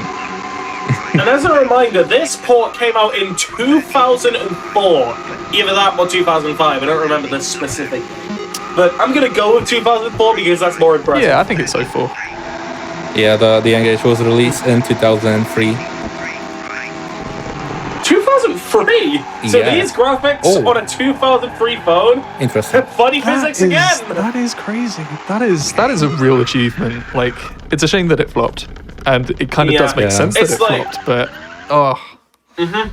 It's like if you compare the graphics of this to Sega Rally on the N-Gage, or hell, even Most Wanted for the N-Gage or Java or whatever, you can tell how much of a technical accomplishment this was. Yeah. So there's a skip coming up. There's a high chance of me not getting the skip, so attempt it once and then we'll move on in silence. Game's on quick! Game's on quick! alright, we're blessing it. We bless it. Oh no! Sadly, quite. didn't get it. It wasn't enough. Probably would have worked if it was SGDQ, but maybe the GDQ hotfix res wasn't enough. We'll see. Well, you never know. It's So definitely- we would skip this part of the stage normally. What was supposed to happen? I was supposed to flip the car on the highest spot I was able to, but well, this game has weird physics and it doesn't. There's no like one certain setup for that, so you always have to wing it. And It's awesome. yeah, we would have skipped like 10 seconds of the stage, but sadly we didn't, and we're in the red now on the second You're split. behind, and but don't be scared. You are still a little bit ahead of John. Oh no, not John. Not John. John from Garfield, maybe. John is rapidly approaching your location. No, I was thinking John Lennon. Oh, Oh look, and it's Hub as well. oh, and yeah, this is my favorite rally driver. What's funny is that the name that is an initials for is Tizot. Yeah, then the rally driver names are fictional. Yeah, that was the word I was looking for. Yeah, most of them are made up except for McRae. And out of those fictional drivers, I used to hate the something. I used to hate Jones so much. Yeah, so as you would expect, this is another leftover from the 2.0, where the AI drivers would have their like full names, like full last names rather, but for the N-Gage they decided to just use the three-letter abbreviations, I guess. I'm gonna see how many names I can remember off the top of my head. There was McRae. Yeah, McRae is a real Jones, driver, by the way. Yeah, don't get fooled by Ham and his mystification. He's real? Yeah, he was real. Now he's not. Tizot, Ingram, Castis, and then there were probably some others beyond that, but I don't fully remember. Yeah, but Baka, yeah, Baka. Yeah, you can read that like however you want. Candido, Castis. I don't know really. They have distinctly Douglas. they have really exotic names. Douglas. Dugas. Yeah. That guy sounds like he's French or something. So yeah, the only real driver was McRae.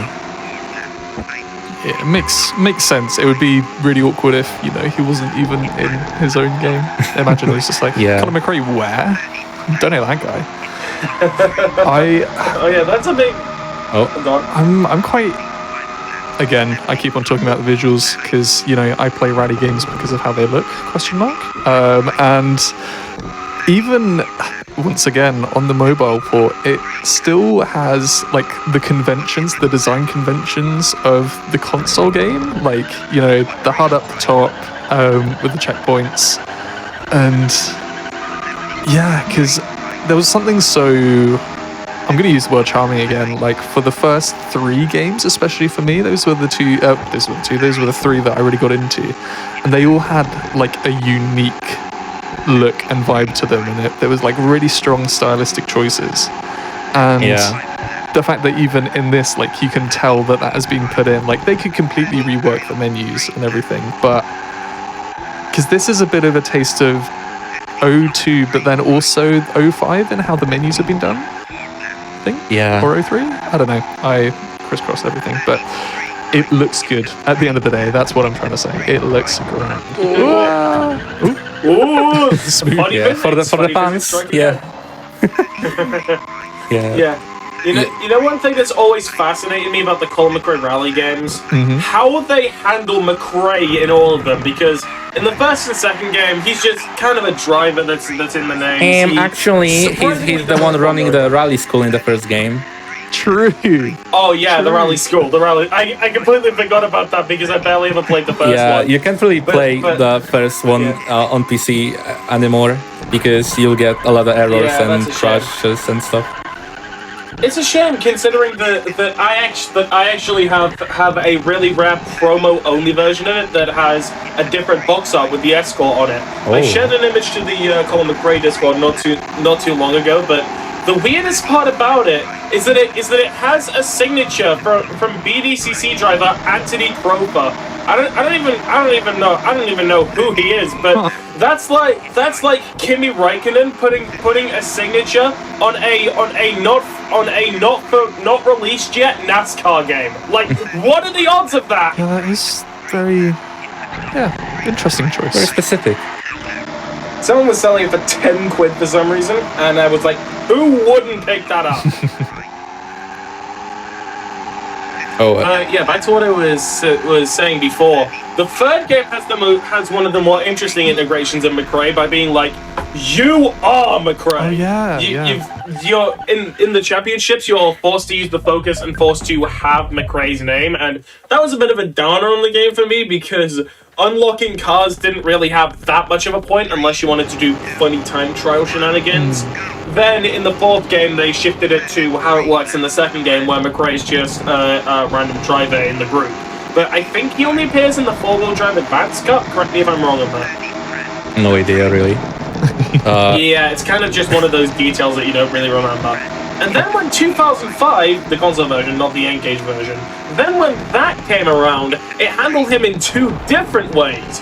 In the championship mode, it was like it was in the third game, where you are McRae, but because they didn't have the Skoda for 2005, they decided, just pick whatever car you want, but you're still forced to have the McRae and the Scotland logo over there, and it's sort of weird. And then my favorite one is how he's handled in the career mode, because the whole point of the career mode is you gaining enough points and reputation to race against him. And he's an absolutely brutal AI to race against in his own cup. That is awesome! It's like most what is Blacklist put into a rally game, but the first 14 drivers are cut off and just replaced with random events. Like, huh? Oh, my monitor flashed there for a second. Interesting. Paranormal That happens activity. to Much? me a lot. Yeah. Almost as I'm being observed by some entity. Probably not. knows. Hopefully not. That entity would be called Games Done Quick, my friend. It knows Oh, that, yeah, you're, right. that you're playing CMR Yeah. 05. An entity of 742. Oh, don't mention the view count, please. Oh right, Thanks. yeah, I forgot that that's an unspoken rule. My bad. Not really. I'm just being kind of nervous about it, since I'm probably being on PB pace, and that's not much, because I've not been playing this game for a long time, and I think I did only like 2 runs of it. But I guess the experience I have from the original 2.0 carries me through this run, because all the skips are very similar. The track layouts are exactly the same. It's only the physics that are different, I would say. It's nice that you get that translating over to this game. Like, it makes sense if it's pretty much the same game, but you know, it also has every right to be completely different. But yeah, it's nice that it's fairly the same. I just looked through the strategy guide. Is this Sweden Stage 2? It's the first one. Stage 2 is coming. Oh right, Sweden Stage 1. But the name for Sweden Stage 2 is Hotting. Hotting! It's Sweden! Interesting. Yeah, not really hot. Am I right? Yeah. Okay, so But to be fair, there are a lot of funny names. Like in Australia, there's a stage called Earheady. Ooh, funky. Maybe that's a real place. I don't know. It sounds funky though. Would Maybe. definitely go there. there's a thing in the stage. It's one of my favorite stages in the entire game, I would say. Because Yeah, it's quite hotting if you ask me.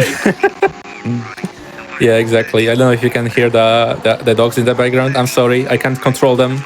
That's all right. I know. That's all right. They Yeah. add to it. We love dogs. Yeah. over here. Yeah, hopefully they stop.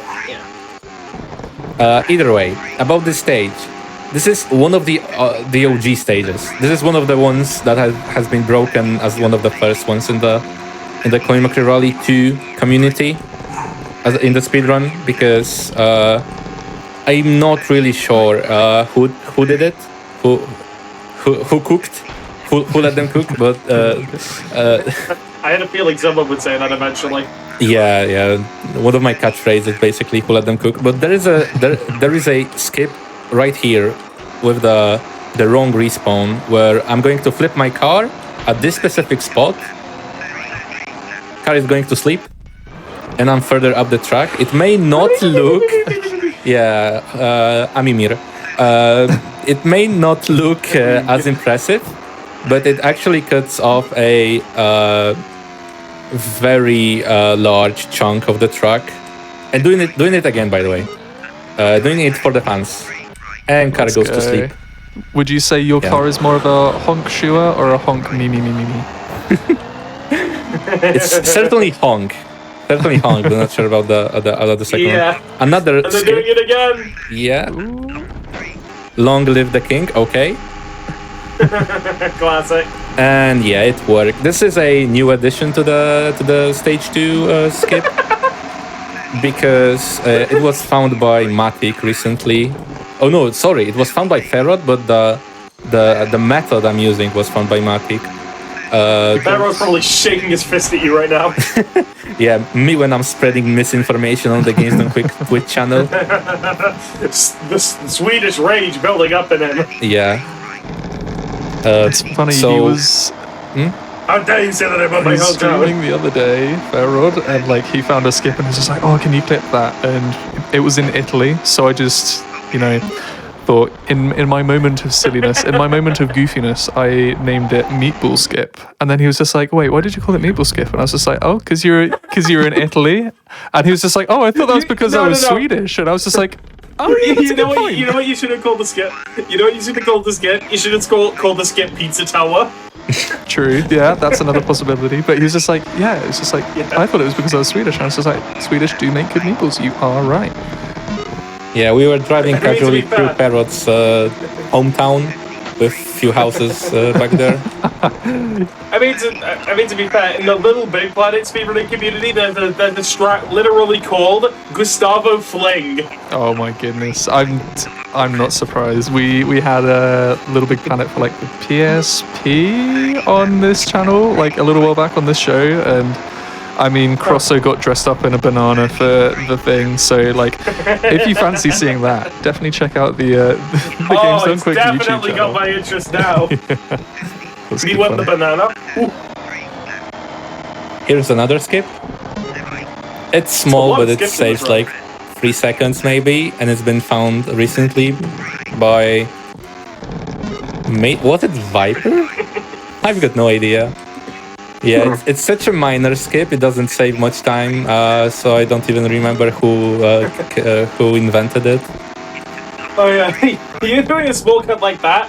That reminds me of the first time I ever found like a speed running cut. It was on like the console version of Rally 05, and I was playing through UK stage 5 or stage 4. I think it was 5, and just after the second split, there's this curve to the left, and then this big field of grass, and I thought to myself, oh, and this was like when I was 6, right? I thought to myself, but wait, if the road is there, then why don't you just go through the field? And then when my dad came home, he checked like the stage times, and he was like, "What? How did you get like 10 seconds off of that track?" Then he watched the replay and he was stunned. I just discovered a speedrunning trick just by being a dumb child. Bro. And the funniest part about it is that when I came to the speedrunning community and did an IL of it, not even the speedrunning community knew about it. So that was like that going on all over again. Bro was Something about that flabbergasted, always cracks me up. Yeah. Also, the chat's going absolutely ridiculous now. There's a lot of people have said pop time, and that causes things to go pretty funny. Okay, so there is a skip coming up. Yeah, this is going to be my new catchphrase. There is a skip coming up. This one is mildly interesting, I would say. We're going to go out of bounds for I believe, the first time in the run. Let's go. So, Forward moment! actually, I think it was found by Zavkov. Oh, Okay, it didn't work the first time. Ooh, we We might try it again. Oh, We okay. believe. Let's go. game's done, quick! Game's done, quick! Yeah, it worked. Is he It worked. blessing We it are off out the of bus? bounds now. Driving through the snow, where in reality we're supposed to drive on the road to the left. That, as you can see by the splits in game, that kind of saved some time that kind of saved us some time.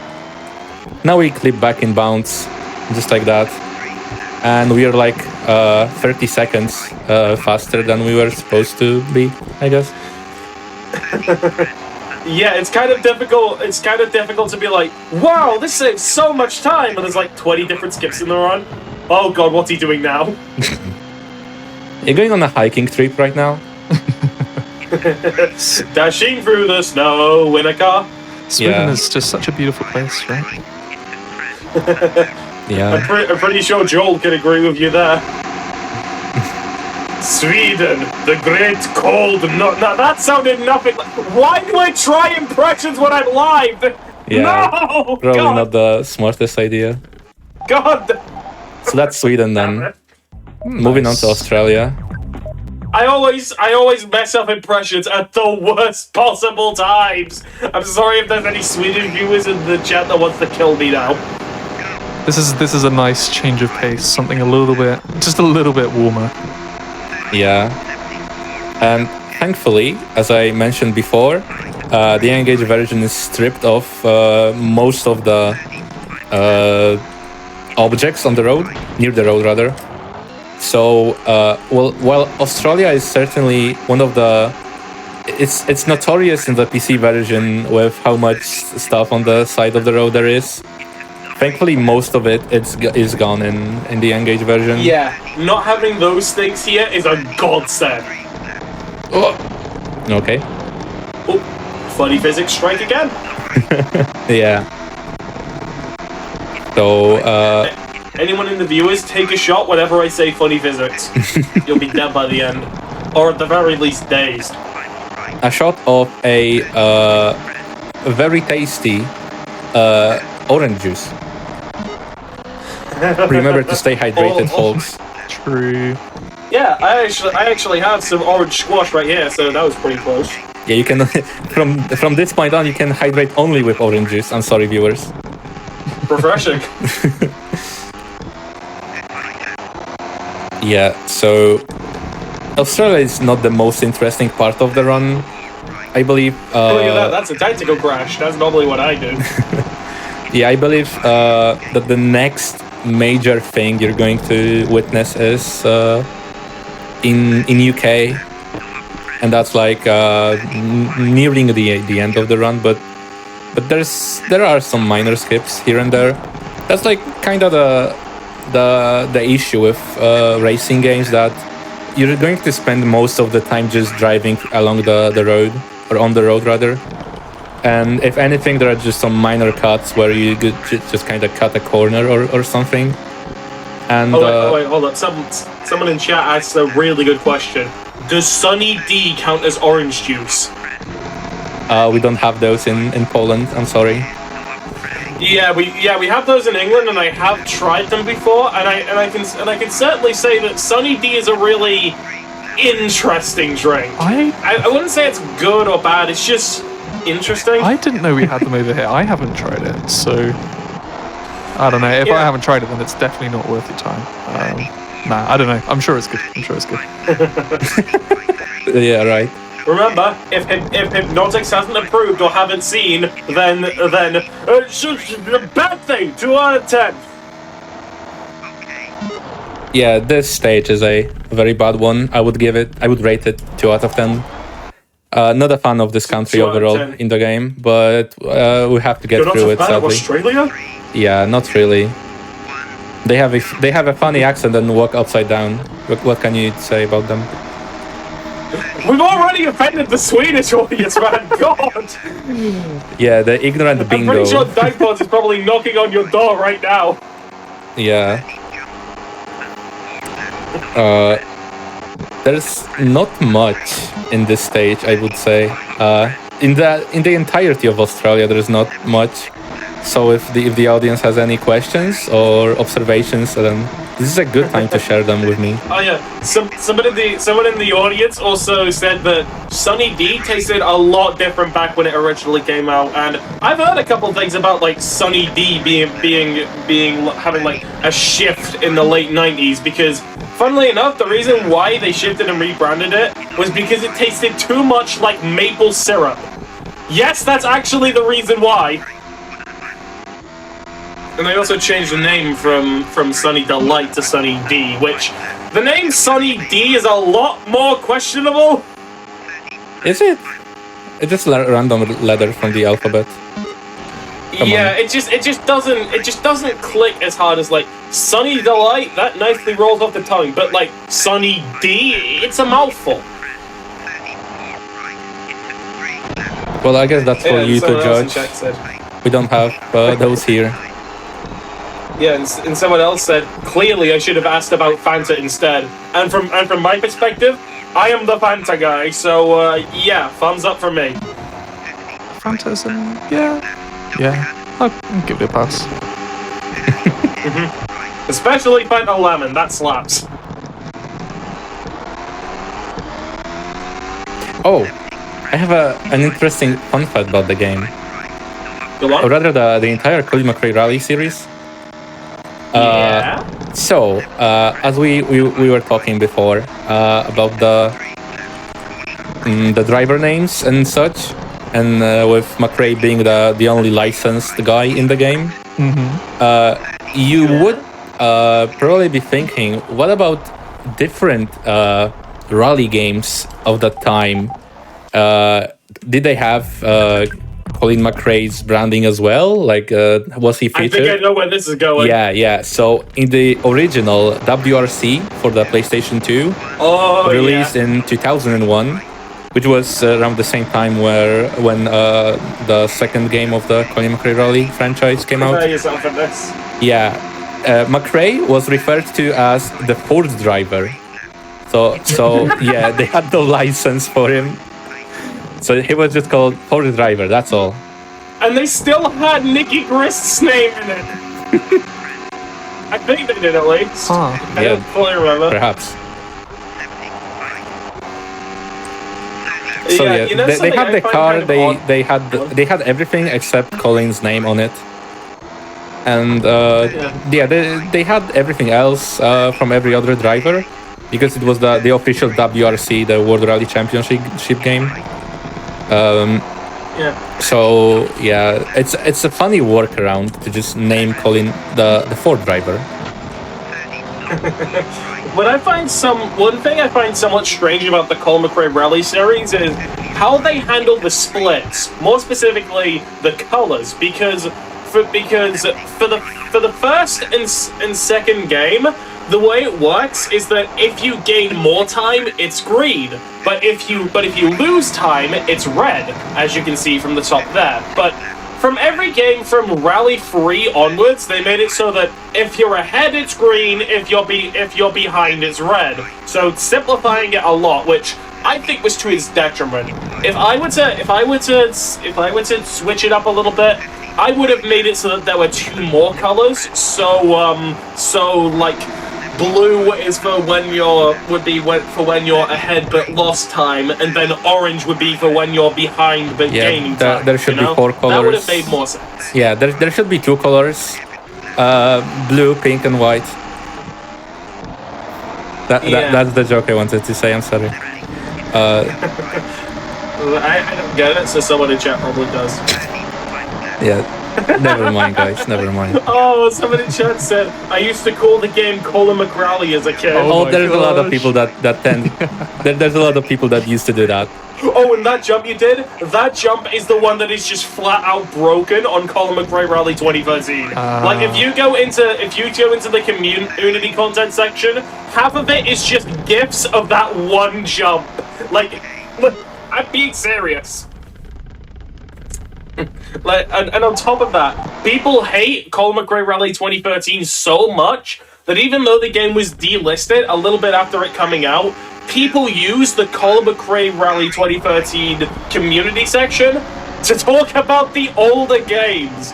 Imagine being so bad of a game that people use your corpse as a means to talk about the older games. Like, whoa. Yeah, about the Colin McRae thing, I've had a lot of people. I've heard a lot of people call the game like that. They were probably thinking that it's just a made-up guy with a funny last name that fits the game. It's just like Colin McRae. Yeah, it's the guy. His name is McRae, and he's from Scotland, and he's a rally driver. That's my own character, my OC. Guessed? Yeah. Colin McRae Rally 2, Colin McRae OC. Please do not steal, or else I will fire gun. Oh. You okay there, mate? I'm fine. I felt like that every now and then. Thankfully, we're almost out of the Australian part of the run. It's the dust. Yeah! That happened the second I popped off! Come on! Like, I have the timing of a cartoon character, I swear. Yeah, you certainly feel like a real-life cartoon when you're around, with the To be fair, my excitement whole in your goal is voice. to make people smile. Yeah. You're doing a great job, by the way. Thank you. This is actually my second time like commentating a proper event, and before the event only had like 50 viewers. So like imagine that in your commentating career. Like you start with humble beginnings on this small charity event, and then game's done quick. But that's a hell of a step up. I think that might be a good. Oh, okay. Oh yeah, I was. Yeah. I will cut you. I will casually just cut you off again. That's all right. You can go ahead. I'm just here to be the guy in the background. So, all right. I guess Ham. This could be a nice segue into talk about your first we're bringing this commentating up? thingy. You did. Okay, so I wanted to get into commentating for a while, and I mainly thought I would get into it because someone suggested, "Hey, Ham, you would actually be great as a commentator." So I tried it as like a practice with a motorsports race that I hadn't seen, just to kind of see how I did, and I had the kit for it. So I asked then here's the crazy part. I didn't tell anyone that I did this, and then someone reached out to me. I don't specifically remember who it was, and told me, "Hey, do you?" Wait, no, yeah, it was Farrod. And because Farrod reached out to me and said, "Hey, do you want to commentate the run I'm gonna be doing for McRaeathon?" And I was like, "Wait, what? I haven't even submitted anything for McRaeathon, but sure, why not?" And in the end, I ended up commentating an Art of Rally speedrun and one with some obscure Joe Danger clone with a monkey with a really nice guy running it. But overall, I did quite a good job for my first time commentating, which was at McRaeathon, which I'm gonna get to McRaeathon later on in the stream, because I do want to mention something about that when we're mentioning like names and the sorts. Oh yeah, okay. We're in Kenya now. We have finished. We have finished. Yeah, we're finished. We have finished Australia, and we are now in Kenya in one of the faster, if not the fastest, rally of the entire game. Yeah, the fastest stage in my opinion is a tie between Finland stage 3 and Kenya stage 3. Yeah, this game has a interesting theme of the third stages being the shortest ones. It's been like that in Finland, in Sweden, and in here in Kenya.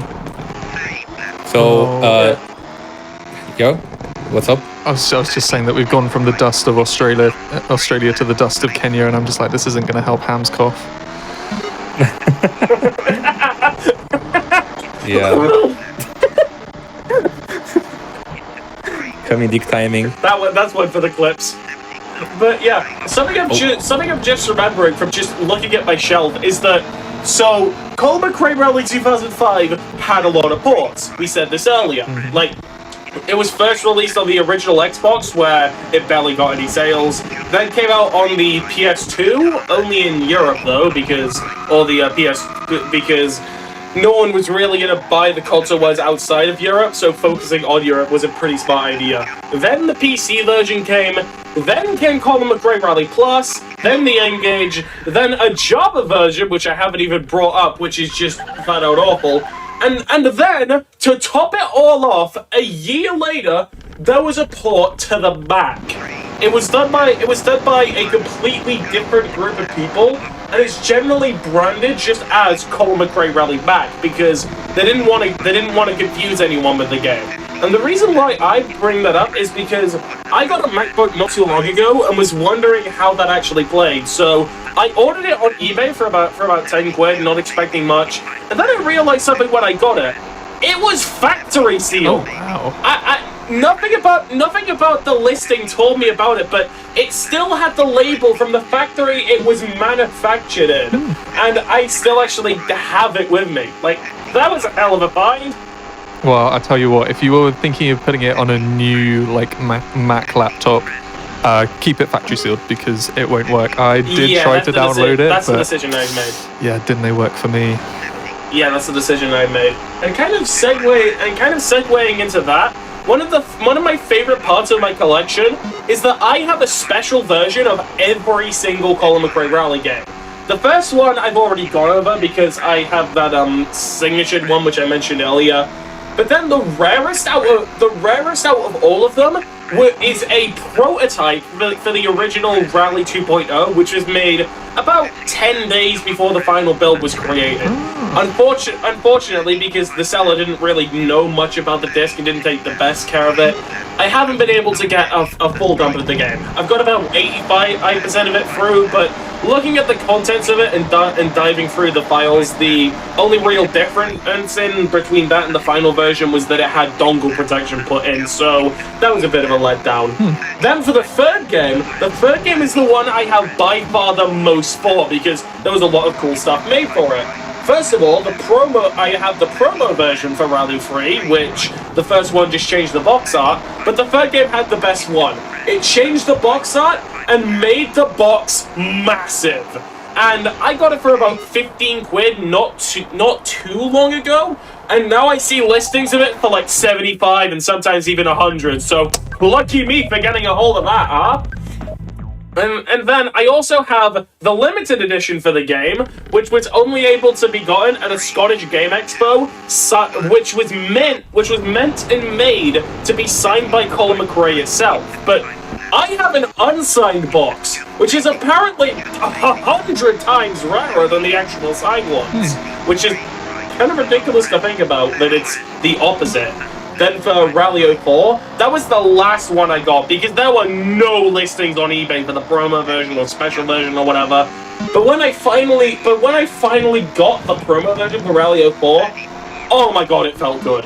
And then finally, to add on to that, if you thought the 2.0 prototype was the only one I got, I also got one for 2005. And thankfully, this one I was able to fully dump, and it is available on Hidden Palace if anyone wants to check it out. But the two main differences of it was that there was a passcode screen at the beginning that was like, hey, put these numbers into this URL, and then you'll get access to the game. Obviously, as some kind of copy protection. But thanks to some clever reverse engineering by an absolute legend by the name of Veritas DL, we've been able to get into the game and access it, which unfortunately is the same as the PS2 version, with one difference. One singular difference that was adjusted in this 2-week window before the final build was created. What do you think it is? I want to hear guesses. This goes for the chat as well. No idea, actually. I've been mostly focused on the 2.0. That's fair. Alright, are you ready? Are you ready for this? The default ride height for the Audi Quattro used to be slightly higher. Oh. That's you it! know, I was meant to say it, but I hesitated, you know? I made sure that was the only difference by going to a disc comparer and comparing the release version with the prototype I found there. And yep, those are the only differences. That's actually not the only prototype I've actually fully preserved. And also this is the last one I'm going to go over. I also preserved a prototype for the PS1 tie-in of the Wacky Races cartoon. And I'm kind of the Wacky Races guy online, so if anyone has questions about it, I'm here to answer that. But that one was special because it was made about a month before the final build of the game. And the 3 big changes in it, first of all, the legal screens had a temporary font into it. Secondly, you could skip the legal screens, which you couldn't do on the final build. So already with 2 of the 3 differences being for the legal screens, that doesn't sound too interesting, right? Well, here's where the interesting part comes in, because the third change of it is that the AI is unfinished. But it's not that they don't move. They're 10 times faster than they normally should be. So it's like an official Kaizo build of the game released by the original developers as a prototype. Like, that is ridiculous to think about. Especially considering that Wacky Races PS1 is already a brutally hard video game. So making the AI even trickier from there? God! Yeah, that is strange.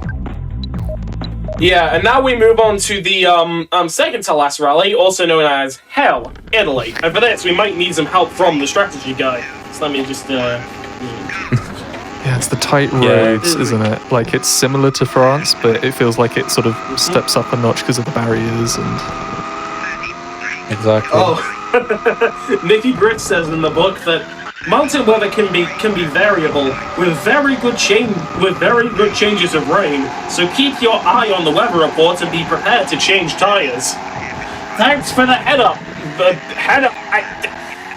Brain, stop crossing wires. You're commentating. Thanks for the tip. Thanks for the heads up, Nick. Yeah. This is probably one of the rallies that you're like probably going to see rain on. Maybe not on the first stage, but later on. It's especially apparent in the UK because, you know, UK, rain, it's like, it goes hand in hand with itself. But Italy has it a lot as well. Yeah, except we're not seeing it right now. We haven't seen any of the. Yeah, we haven't seen any of the weather effects, if I'm not mistaken. That is true. Yeah, I think we've generally managed to avoid them. I think usually when it comes to doing runs on marathons, it tries to do everything to stop you from doing well. But who knows? Maybe the gods are looking down on you and blessing what's happening. It's typically strange because like even though the controls are slipperier in Rally 2005, the weather doesn't affect the handling that much, or at least anywhere near as much as it does on the PS1 or PC version. So it's like it's only really a small time loss if rain comes around, where if it happens on the PC or PS1 version, your run's just dead, just immediately on the spot. Yeah, I would say your run is dead if you're trying the PS1 version of the game instead of the PC one. Because they are. Yeah, the PS1 version doesn't have its own categories, and it has long loading times. Yeah. In fact, I'm pretty sure a perfect task of the PS1 version still wouldn't be the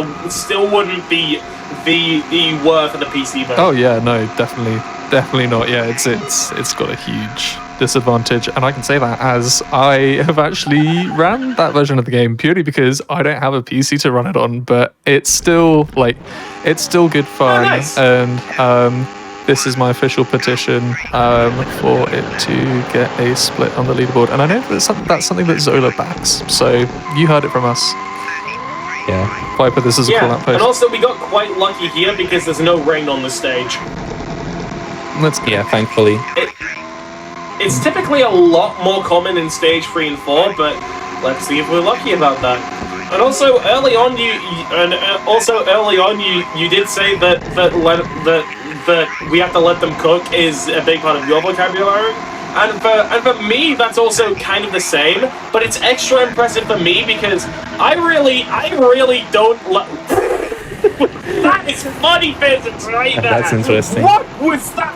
Never seen this one. But like, I don't exactly like modern lingo all too much. Like, I think the only other one which I kind of use is Riz, but that's kind of in rare circumstances when I want to be ironically funny. Everything else, like, God, if I was gonna talk like that, I'd sound a lot more annoying, wouldn't I? Yeah. I can only think of "cut" and "in it" off the top of my head. But like, yeah. Bro. Yeah, bro, that's kind of funny, ain't it?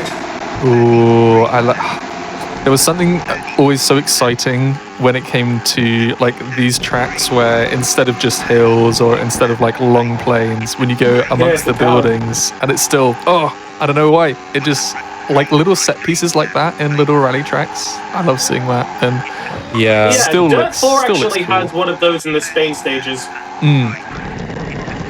Ooh. Funny physics again! Over the rail! Yeah, What is that's this? probably Silverstone? with what Hypnotic said. It's probably my favorite stage from the third game has to be I think the first one from the UK from the Colin McRae Rally 2000 Colin McRae Rally 3, as it starts like near a stadium, like it's like it's like a crafted track for you to drive through, and then you go out to the forest or something. Yeah, but you start on in this like in this synthetic place where everything has been built specifically for you to drive, like by humans, I would say. Yeah, by real life human beings. And then you go out into nature. It's almost like environmental story. Not really environmental storytelling, but it's, I don't know, it's nice when there's a slight variation. That was very nicely played. That was awesome. What is this? I didn't know they made Tony Hawk on the N-Gage. Well, the console's they more impressive did. than we gave it credit for. Yeah, I was about to say, I wouldn't be surprised if they hadn't. Like, yeah, I believe they made a Tony Hawk title on this. Wait, everyone. Oh, hey! No rain! let's go. No rain. Let's go. Yeah, you are right. Tony Hawk's Pro Skater for the Nokia N-Gage. Very real. Yeah, there's a lot of PlayStation The 1 realest titles. of all time. That's the end of the sentence. There's a lot of PlayStation 1 titles. Truly. That's it. End of the tweet. Send it. Yeah. There is a lot of PlayStation 1 titles. That were released on the Nokia Engage as well. This game, which is Colin McRae Rally 2.0 / 2005, I guess. And also the original Tomb Raider, the Tony Hawk Yeah, that game, one I feel like everyone knows. and the Metal Gear Solid. And there's a Resident Evil game on this thing, apparently. Yeah. Resident Evil had a rough transition into. Yeah. I've been waiting to do a variation of that joke for a while. I don't know if I popped it off at the right place though. Bruh. Oh! Don't worry, guys. I know a shortcut. Damn, where's our Uber driver taking us? This isn't Manchester. I would In it- totally give a 5-star review for Zola right now. Maybe Yeah. a little bit of whiplash here and there, but definitely getting me to my location at a good pace. Yeah, Yeah. I should have actually had whiplash from a car crash a few years ago, but my body just said, nah. I don't know why, but it just. My body is especially strange when it comes to like injuries or diseases and the sorts, because it's both bulletproof but not at the same time. I remember one time being forced to sit in a room for like 30 minutes with a bunch of people who knowingly tested positive for COVID, and then I came out with negative for some reason. And then one time like years later, I pull a muscle when I'm sleeping and I test positive. Crazy how nature do Like, that sometimes. Yeah. Maybe ham as a material is just somewhat immune to corona. I don't know. I'm certainly not immune to driving badly on this stage. Hey, yeah, you're doing if much I- better than I could. Yeah. Yeah. Probably, yeah. All right then. Everyone in chat, cross your fingers, because we're going to be going in the final stage and hoping to get a full sunny sweep of Italy. If we can do that, that'd be awesome. Yeah. And just for you guys, I'll do the Wii Sports crowd noise again. That's what he's been doing.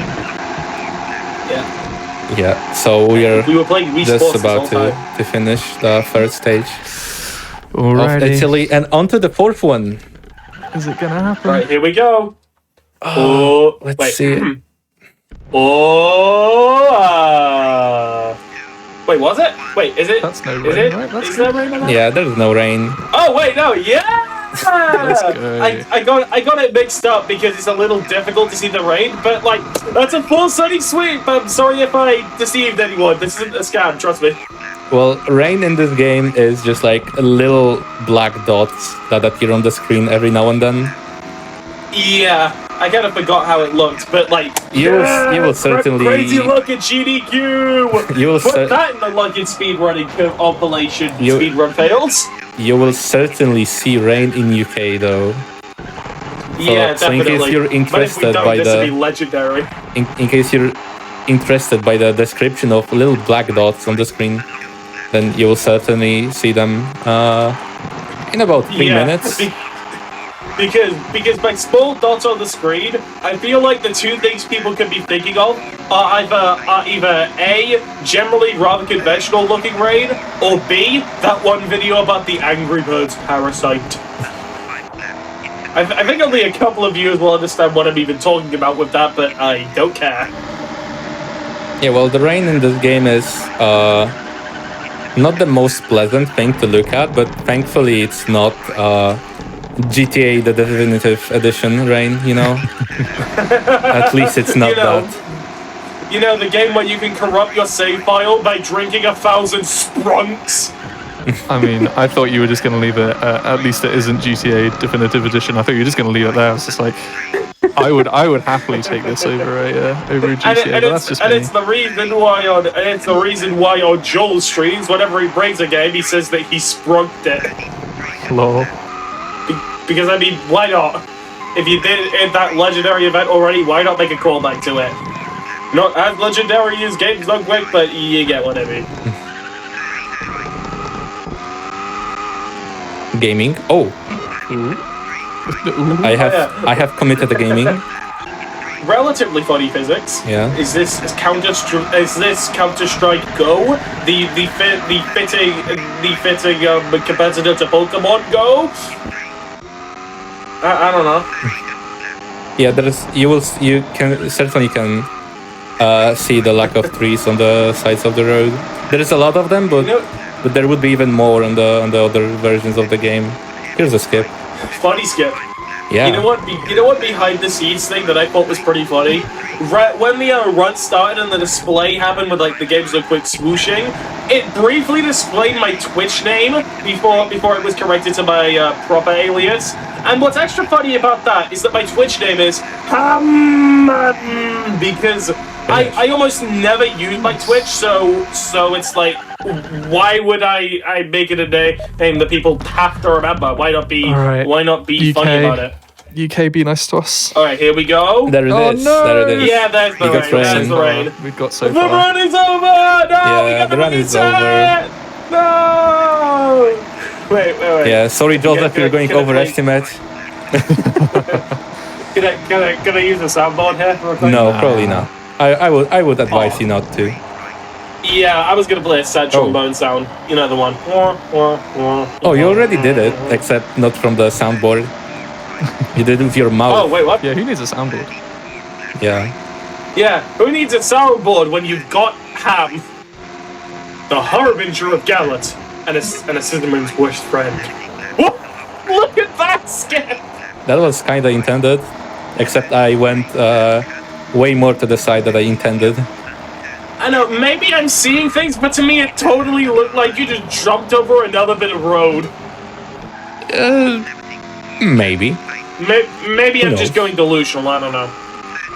So we mentioned that it was, fairly hard to, find a phone to run this on, get it all set up and get it captured. How are you choosing to control for this game? Are you going keyboard or have you got a controller hooked up to the emulator? What's your way of controlling? Well, I think that Engage it accepts only digital inputs, so it's mostly fitting to use a digital mean of controlling the video game. Okay. Oh man. I mean, but how hard the Engage is to emulate, the fact that it even has a frame rate counter, amazing. Oh yeah, it's in the bottom right corner, but you can't see it because it's cropped off the game. You fools, you're not in the Discord call. Yeah, kinda. Here's a funny looking skip for you. Yeah, you just decide to not play by the rules and go straight through go over the barriers and stuff. Yeah, go and die, FIA! Skips and most of the track, here's a- refuses to elaborate. Here's a skip I learned 10 minutes before going being dragged into this channel. Yeah, it was something that Barrod knew, but Zola didn't. So I wanted to point it. So I wanted to specifically point it out to him. Yeah, about that. So until there's like 10 more seconds of regular driving, and then we're going out of bounds again. All right. Let's see. Is he gonna do the funny strut that he learned about 10 minutes ago? Yeah, we were sitting in a voice call, waiting for us to come hello, here, Jim. and Ham is like, "Have you seen this thing?" And I'm like, "What thing?" And this thing. Ooh, that thing right there. Oh. Yeah. Come on. Yes. Don't mess up the cut. Don't mess Okay, up the we are cut. out Don't of mess up the bounds cut. for now. Let's go! Yeah, but this All right, is remember not the it. directions you made. You can't mess it up from here.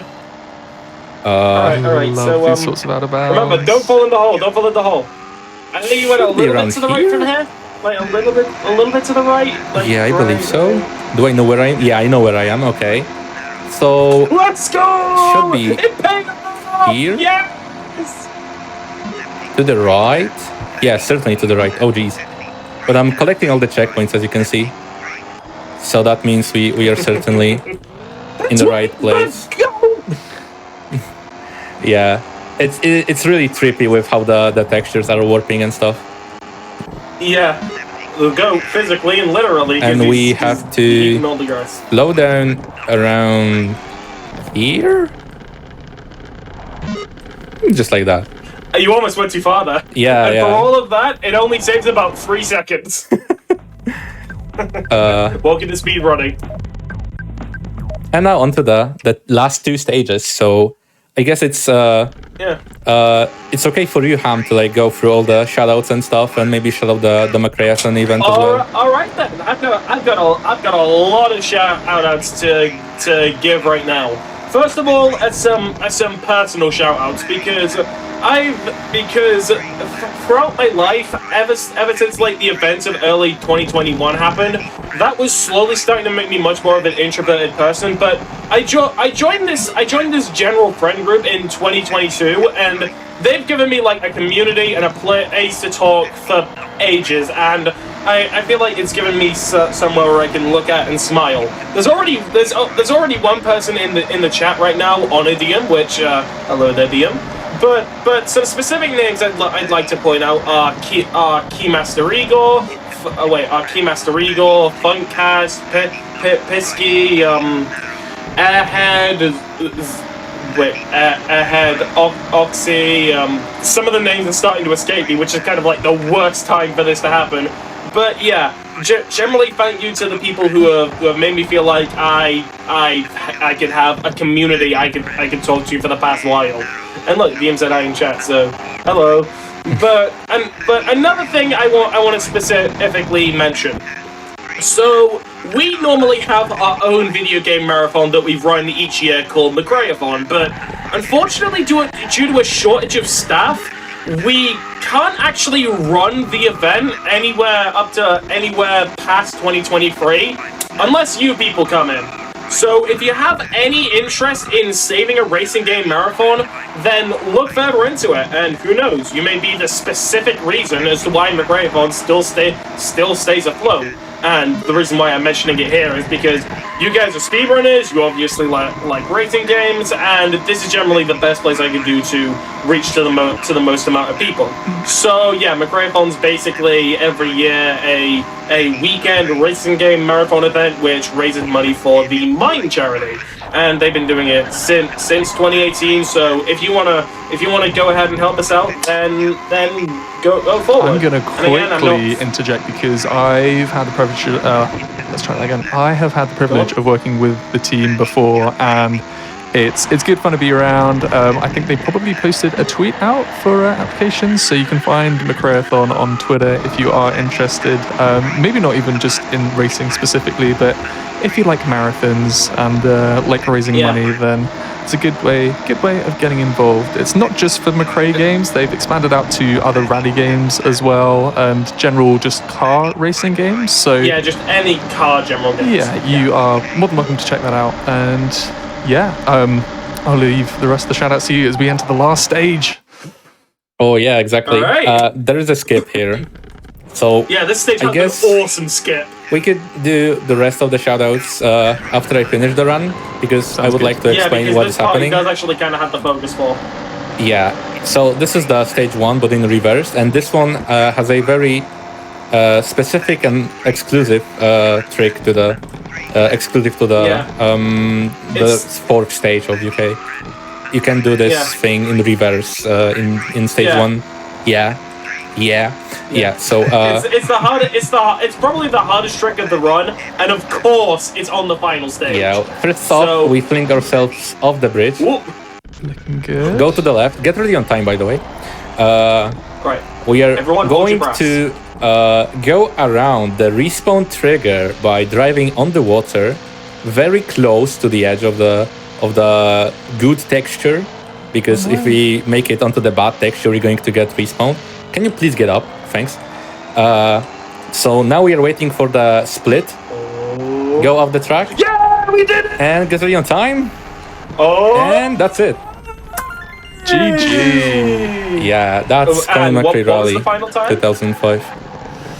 Nice. Well, the time will be confirmed on my end in a second, but it's looking like a 1:22.21.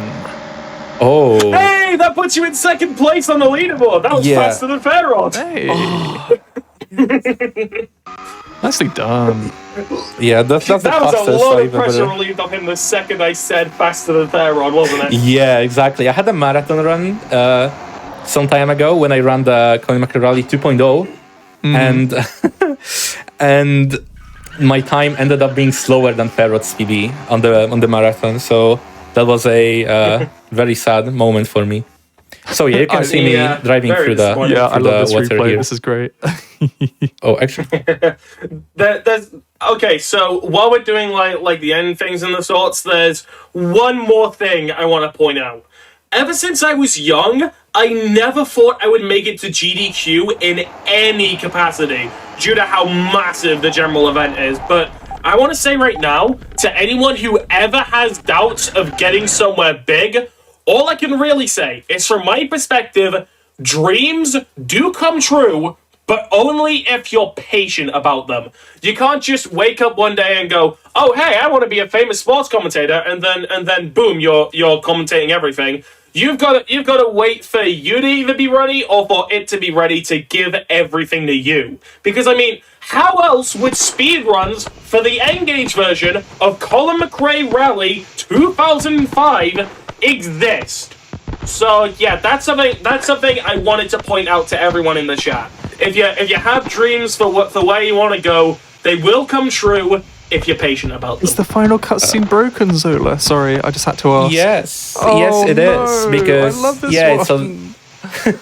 it's a leftover from the PC from the PS1 from the original version of the game, where if you were playing on a manual gearbox, the last cutscene would be broken because basically the car in the cutscene gets the instructions to press the accelerator, and when it's supposed to press the accelerator, it expects the car to be in the first gear, but since the first gear is basically the first gear is the first gear where you have an automatic gearbox, but if you're playing on manual, the first one is going to be neutral, so you have to shift up to the first gear. But since the AI is too dumb to do this, it's stuck. Faithful to the original. That's the at explanation. least. Yeah, exactly. So I guess a couple of shoutouts from me as well. Shoutouts to the entire Colin McRae Rally speedrunning community. Shoutouts to you, Ham, for helping me commentate this very fun run. No, really. Shoutouts to you for reaching out to me, because I wouldn't have even thought about ever going to GDQ if you ever didn't send me that DM going, "Hey, I got accepted to Games Done Quick. Do you want to commentate for me?" Because like, it's really difficult to get to here in the first place, and just having that shortcut to go all the way there, I owe massive thanks to you as well. Yeah, shoutouts to Hypnotics for having me here. Shoutouts to the Polish Speedrunners Discord server, where there's probably some people watching. Hi guys. Shoutouts to the Polish speedrunning marathon, where the last time I finished the run of Colin 2, but it was slower than Fairrod's PB. So shoutouts to the Gramy Szybko, Pomagamy Skutecznie marathon, and shoutouts to you. You. And lastly, shoutouts to the Steel Joes, because again, that was the group of people who helped me find the community beforehand. And to all of those who didn't expect to see me here, I guess you could say that it's truly been a roundabout path. Only like 6 viewers are gonna get that, but I don't care. Alrighty. That's all. Yeah. Anyway, I'll pass it back to you, Hypnotics. Thank you very much, you two. I'm so glad that we managed to get it on.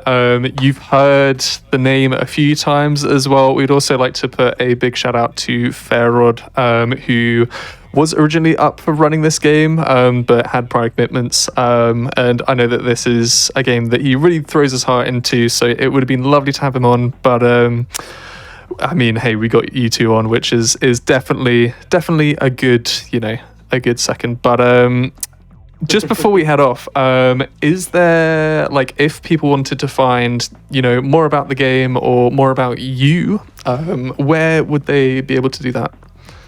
So you can find me on Twitch under the handle Zola23 underscore with 2 A's because we love Twitch usernames being taken already. Where we can find Ham? All right, so where you can find me. As I said earlier, I don't really use Twitch that much, and if you want to find my YouTube channel, it's the same as my alias, Hamman. In terms of what I upload, I used to have this general schedule as to what I did, but nowadays I just kind of upload whatever I want because having a channel where you don't have expectations from 20 bajillion different people is like a blessing in disguise. So I'm not forcing anyone to come to my channel, but if you do, I hope you enjoy your stay. And you can also look up Colin McRae Rally as a series on speedrun.com. And if you, even by a little bit, enjoyed this run, consider giving the original Colin McRae Rally 2.0 for the PC a try. Yeah. Because it's a lovely speedrun and game that holds up well even to this day, in my opinion. For real. Alrighty, well, with that, thank you so much, you two, once again. Everybody, that was Colin McRae 2005, believe it or not, for the Nokia N-Gage. Truly, I mean, even this game stands up as time has gone on, but we are about to close off Going Places. We've got one last run. We're sticking with the Colin McRae series, and we're going to be throwing over to the Game Boy Advance. So we'll see a little difference in fidelity, but it's going to be just as crazy. We're going to be with Joseph733 showing us Colin McRae Rally 2.0 for the GBA. So do stick around. We will be back after a short break. If you haven't done so already, make sure you use this as an opportunity to have a stretch, stay hydrated, as we mentioned, maybe some Sunny D, maybe some Fanta, and yeah, we will see you not too long after this break. Do stick around. See you in a sec.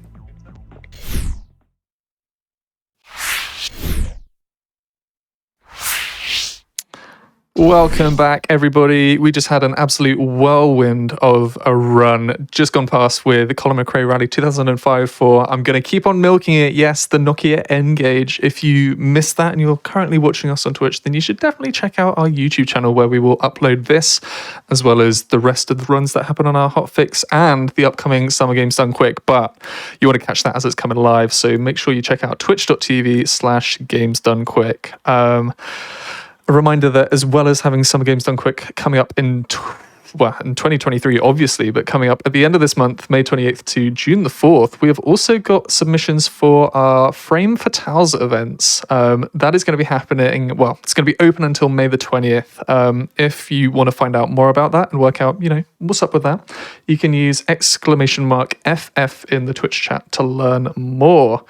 We have been rallying around the world, and we are coming to a close with another Colin McRae game, but we've moved away from the Nokia N-Gage. We are now on once again, the Game Boy Advance. So for the folks who've stuck around for the whole of this show, you might have an idea of what a rally game for the GBA might look like, but things will go in a slightly different direction with this game. But I've got Joseph here to take us through that. So Joseph, how are you doing? Doing quite okay today. Good. That's good to hear. And yeah, we're going to be doing Colin McRae Rally 2 on the Game Boy Advance, specifically the arcade mode championship. So, and I can start whenever, or? Yep, it is all over to you. Okay. All right, so we'll start in 5, 4, 3, 2, 1, go. Good luck. So this is this is the Game Boy Advance version of DMR2, which is probably the most popular version of, like, the most popular game in the series, if we don't count like the dirt games or anything. Yeah. I would say so, right? Maybe. Yeah, I feel like I'd agree. Definitely in a speedrun sense, I'd say, but... Oh, yeah, for sure. And this is the arcade mode, which exists in the normal versions too. It's like a race, basically, less of a rallying thing. Excuse my driving, by the way. It's less of a rally and more like an off-road race, basically. So you compete against 3 other opponents. I think in the PC. It's also 3, right? I haven't played arcade on the proper versions in a little while. I think PC you go against like 5 other racers. Yeah, I think so. Yeah, not 3. And we also get the joy of the no co-driver commentary. We actually get some brilliant music, which, lo and behold, probably not this rendition of it, but you can still find like these tracks. The guy that made them put them on Spotify, and I was like, "What? Hello!" So you can jam out to these tunes up to this very day. So shout outs to whoever the guy that did that. I think it's not. Nah, I don't know anymore. I don't know his name. Oh, like Alistair something, I think. I think you might be right. I think I'm thinking of John because of Ham having a go at John in the last run. Let's see. Let's have a look. Do some fact checking. Should probably explain a little bit what's going on here. So each race there is 3 laps. And you race in a bunch of different countries, like you do. And we're starting here in Finland. I don't know if it looks like Finland, but this is Finland, and it's one of the easier tracks, definitely. We'll be driving in a bunch of other places, like France and Sweden, and yeah. All the locations are the same, like in the normal versions of the game. And I think even the stages are pretty similar. They're not 1-to-1, but they're close. So there's a bit of care in that as well. So it's nice. One of the difficulties with this game, and there's a previous version of these games. There's a previous incarnation of these games on the Game Boy Color for the first game, and the issue with that game too is it's really hard to see in front of you. And here it's a bit of the same story. So yeah, that was the first race. Then we're moving on to France, which is a bit easier. It's very grippy. If you've played the normal versions of CMR2, you would know that, yeah, France is extremely grippy. The asphalt, you just hang on to it like crazy. It's like, yeah, it's something you can get used to eventually. It feels like really difficult to get a hold of, but eventually you figure it out and kind of get used to how the cars feel. It's the same thing here. Although the physics are difficult in this one. They are quite difficult. They do look quite fiddly, I think is how to describe it at the moment. It's a little bit of sort of you go one direction and it's just like suddenly all course of direction has moved thoroughly to one side. It looks, yeah, finicky. Yeah. It's whoops. There's like a sense there is a sense of weight shifting in this one, but it's kind of it's hard to navigate. It's one where when you feel like you're losing the car, you kind of just have to let go of things. Trying to correct is really hard, so you're better off just letting the car do its thing, and then just when you feel like, okay, we're moving straight now. Now we can take control back. It's a weird one. It doesn't help that this game also truly has the draw distance of all time. Like, you can't. I imagine you've played this a few times, so you know where the bends are going to come in. But I imagine the first time playing this, you're just like, oh my gosh, where do I go? Yeah, that was the thing. Coming back to this one, it's like, where do I go? You just have to know. Yeah. Another thing you have to watch out for in this game, and you've seen it a few times, when you start going off course, and it happens even on course, if you're like on like the fringe, there's like a tendency to spin. It doesn't matter what car it is, doesn't matter if it's rear-wheel drive. The car has a tendency to spin, so it's just one of those things you really need to try and avoid, and it's difficult sometimes. So yeah. And I picked I picked automatic I picked automatic transmission. Typically, I know when people play or speed, at least even speedrun or anything racing games, you want to pick manual because it's faster. You have control over your gears, and it makes it easier to recover and just accelerate better. But we've experimented a bit with the manual, and we felt like it wasn't any quicker. Huh. Specifically because you couldn't, you can't really shift all that well. You can't shift up and down as smoothly as you want to. Okay. So, if you need to go down 2 gears, it will take longer than you want.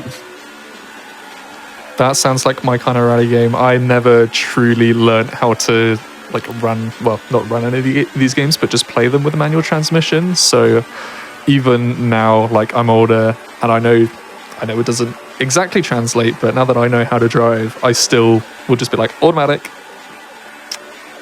Yeah, it's fair, and and a lot of people are like that, just because it's hard to get a sensation, unless you've practiced for a really long time, it's hard to get a sensation of manual transmission in video games. But yes, it's typically faster, and I think is it the case here? We don't think so. Maybe if someone can pull it off. And now we're in Sweden, which is super low grip, as you can imagine.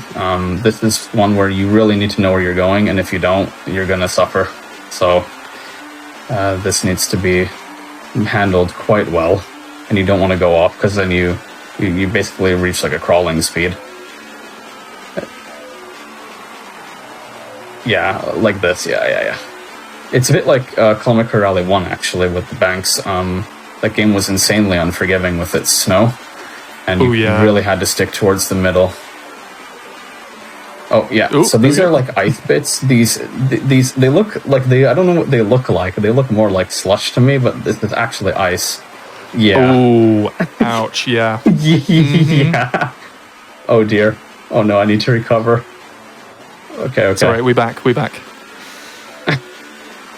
So it's weird because you actually have a lot of grip, too much grip on the ice. It's really weird. You'd think it'd be more like aquaplaning or something, where you would have no steering ability, but it's quite the opposite. You can steer really well on the ice. It comes with the consequence that if you turn a little too much, then you just spin out like that. So you have to be super careful on this train. We did make a little. By no means throwing shade on the GBA run that we had earlier on today. In terms of stylistically, I'd like that they managed to pull off 3D models here. I'm quite impressed at how well they have. When it comes to the cars, we had 2D sprites earlier, and they were shifting as they were going on. But I quite like the route that they've gone down here. Yeah, it is actually very impressive that they managed to pull off 4 simultaneous. It sounds like you'd laugh, but 4 simultaneous 3D cars on the screen at once. It is pretty good for the hardware we're on. And at the start of the race, it wasn't, because usually when there's a lot more polys on screen, you'd think, oh yeah, it's going to really chug, it's really going to slow down, but it wasn't noticeable that it was really slow at the start of the race. It's not too bad. I think it's mainly because Sweden is fairly sparse in its foliage. When we get to the UK at the end, it gets worse. So okay, that's because the UK is very dense, and it's all the environments look nice, and as a consequence, the game is a bit slower. Yeah, but they did put the effort in. The places sort of look like they should. So yeah. As best as I can. This is a Game Boy Advance, so. And also the tracks that are here for this mode are only one of the tracks, because I think in the PC and PS1 versions you get a couple variations for each country. But here you just get one variation for each country. And it's a bit shorter than on the other hardware, on the other versions of the game. Yeah, the tracks are... there's not as many, so yeah, the championship's shorter. And there's an interesting thing with this version of the game. In the normal versions of the game, you can only pick the WRC cars, typically.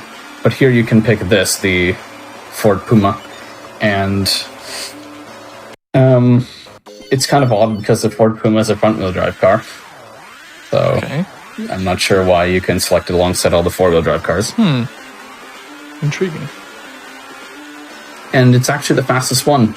You would think that it's a front-wheel drive. It's probably like the lower class of rally, you know, less power. It's the fastest car. We don't know. We don't really know why. We just figured it out one day. Yeah. There's a few unlockable cars. Like in the other versions, you can get like a Stratos and the Lancia Delta. There's a few others, I think.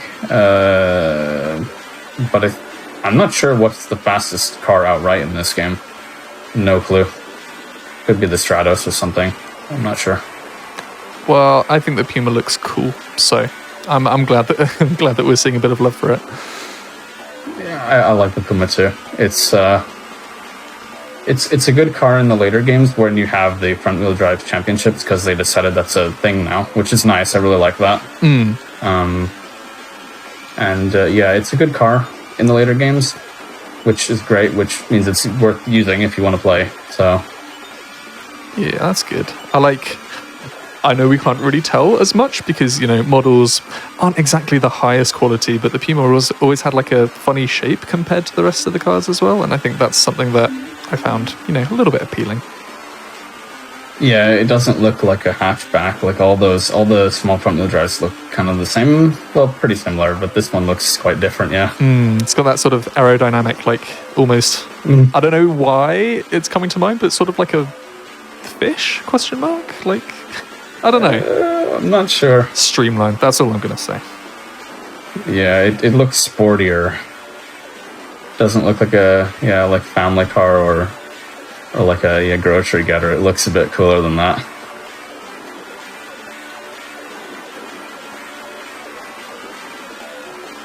Anyway, we are on. This is Australia. I wasn't sure when I looked at it because I was like, "Is this Kenya?" No, Kenya's later. Kenya's very, very sparse and everything. It's a lot of just plains, and it's the same thing in the other versions of the game too. It's just quite flat and stuff. So, oh dear. Ooh, styled it out. Nice. You can flip over. You can flip over. It's something you need to be quite cautious of.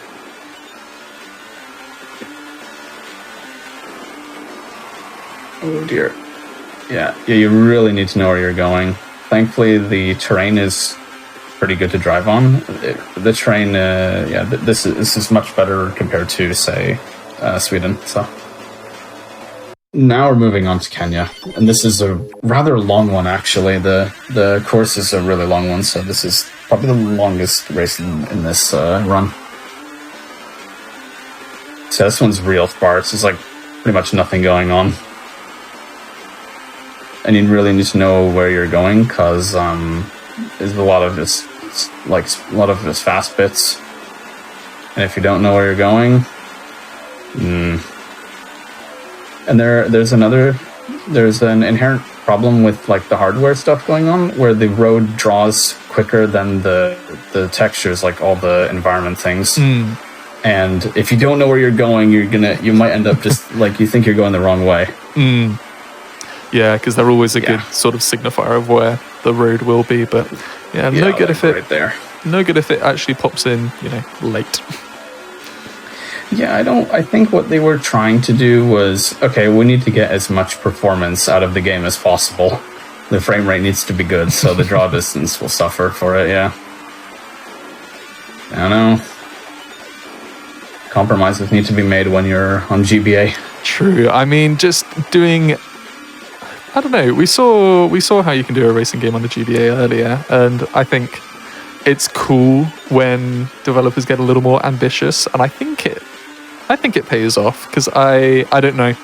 I think this is definitely the car looks a bit more appealing in this game, and you know that's a unnecessary couple more polys, but I still vibe with it. Oop, little bonk. Just a little one. Little. I think this game looks better than GT Advance 2. I'm not sure if it plays better though. I haven't played GT Advance 2 in a very long time. Maybe the frame rate's better there though. I'm not sure. Uh-oh. No. What was your evaluation? Like, how does it look to play? Like, if you... Like, would you play it? What, GT Advance or this game? Yeah, GT Advance, yeah. I think in a speedrun, certainly. So the car that our runner was using was one that you unlock after, beating the game twice, getting it on expert mode, all of that. So I imagine it might be a little more pleasant to run with the actual, the beginner cars, because it looked so slidey. It looked like it was constantly on an ice rink, but I think this one looks a little more tolerable, but I think that's mainly because, speedrun meta isn't as wildly different. Because I imagine, using this car, it feels fairly similar to how the other cars feel. Yeah. Unfortunately, yeah, the cars don't differ. Like, I guess the biggest difference is in the weight of the car, how responsive the steering is. Yeah. That's the biggest difference, definitely. Otherwise, like the handling, the actual grip, it doesn't feel too different, so... Okay. Yeah. Like, if you pick the... For Lancer, the Lancer is always, like, the slowest option in these games, and it feels a lot heavier than the others. Yeah, heaviness is definitely real for the Lancer. Yeah, it's always been... I don't know, it's always just been on the tail end of performance in the CMR games. It's unfortunate. If you like the car, well, yeah... It's just a matter of it being too heavy. Regardless of, actually, I mean, you can consider performance with it as well, but what's, your favorite car from the CMR Rally games? Favorite, car, at all? Yeah.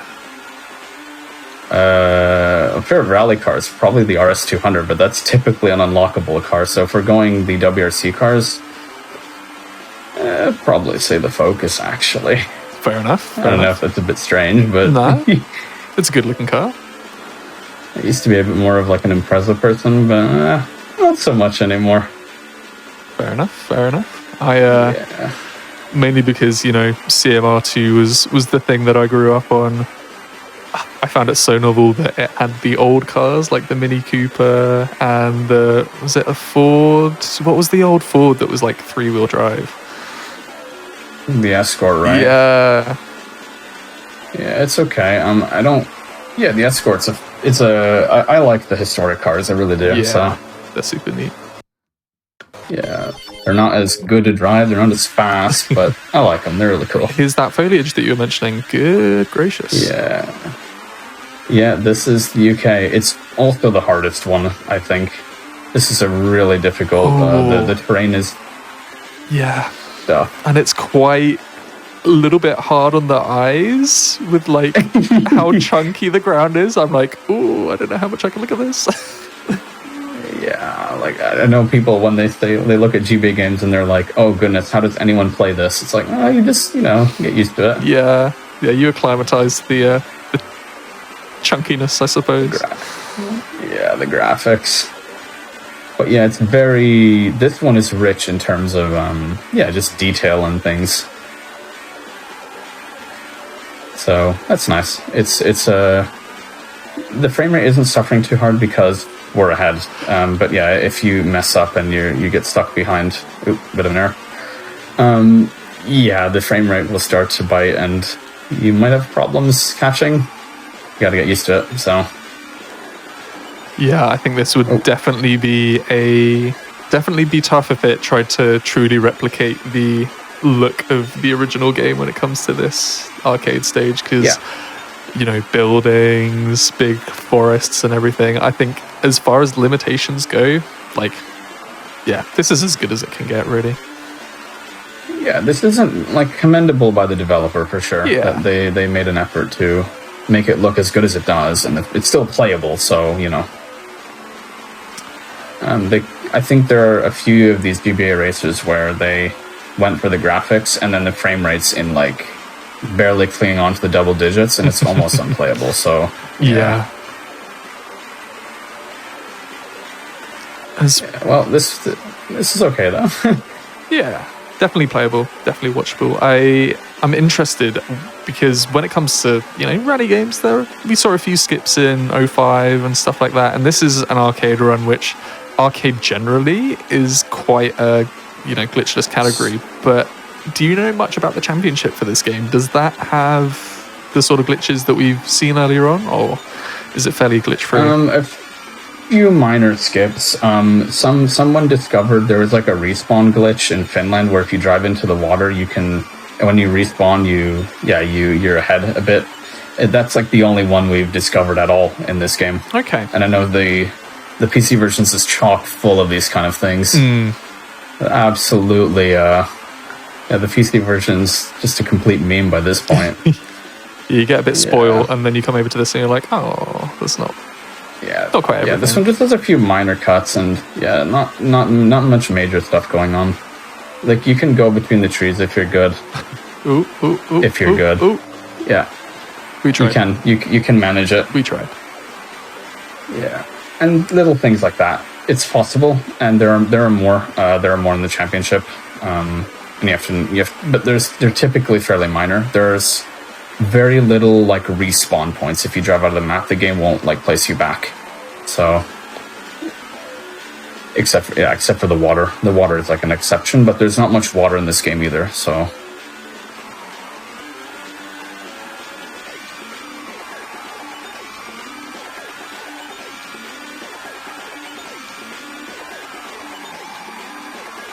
yeah, we're almost at the end, real close. Nice. Ooh. It's a bit of hiccups here. It is disorientating. I don't blame you at all for finding moments where you're just like, oh yeah, no, that's the wrong way. All right, nice. And that's time. I think that's the run. Yeah. GG. Nicely done. Look at that lovely Yes. deep fried image of the Ford. Yeah. It is very deep. They're just like, yeah, let's crank that saturation. Let's go. Maybe that was a stylistic choice, right? Oh yeah, I mean you'd hope so. It'd Yeah. be embarrassing if somebody was just like, yeah, throw it in GBA. Let's see what happens. Yeah. Very good. But yeah, that's the arcade run, and that's a PB actually. So there you go. Ah, nicely done. GG's. Yeah, on our end, I imagine you time it in game time, right? We do both in-game and RTA. Okay. So Ooh, awesome. Well, again, we have had a great showcase, and thank you so much for showing this off. I thought that we had to, top off things somehow and have a little short but sweet run, and I think that was appropriately, there for both being short and sweet. So thank you. If people are interested in this game, I know maybe not interested in running, but certainly interested in, what rest of this game has to offer. Where can they find out more? And dare I say, maybe there is somebody out there who does want to speedrun it. Where can they find the right tools for that? well, there's of course a speedrun.com page for this game, specifically for the GBA version, and there's a couple of people who've done a few different individual levels and a few different of the championship category, and we also have our Colin McRae Rally Discord, where people discuss. There's a lot of CMR2 talk in the Discord, so yeah, there you go. Awesome. And then if people wanted to see more of you and more of whatever you stream, you're welcome to, do a little bit of shitting for yourself, whatever you choose to do in your free time. Well, I stream on my own Twitch, so Joseph733, that's my Twitch handle, and I stream occasionally, maybe every week or something. It depends on what I'm doing or what I'm speedrunning. Sometimes I speedrun, sometimes I don't, so... Solid. Well, folks, that has been Going Places just before Summer Games Done Quick. So we will not be on in 2 weeks' time, but instead we'll be having our wonderful summer marathon where we are spending a week speedrunning strange, special, and silly video games. So all raising money for charity as well. You should definitely tune in when that happens. But we've still got hot fixes in between now and then, so please do stick around the channel, drop a follow if you haven't already, and if you've got a spare bit of change going, you are welcome to, you know, drop a bit, drop a sub, and this helps these hot fixes happen, which I tell you what, I enjoy doing them. And Joseph, don't put me on the spot here. Did you enjoy that? Did you enjoy running? Yes. Yeah, I did actually. It went better than I expected, so yeah. Well, there you go. You've heard it firsthand. You know, 5-star review. I'm sure Joseph would give a 5-star review. I would give a 5-star review. Let's go. Alrighty. So, yeah, if you want to support the hotfixes, that is the way that you can do so. But in the meantime, we are going to be heading offline. Please do join us for whatever hotfix comes next. And yeah, thank you once again to all of the runners that we've had on today. And Going Places will return in a month or so time. See you around, folks. Bye.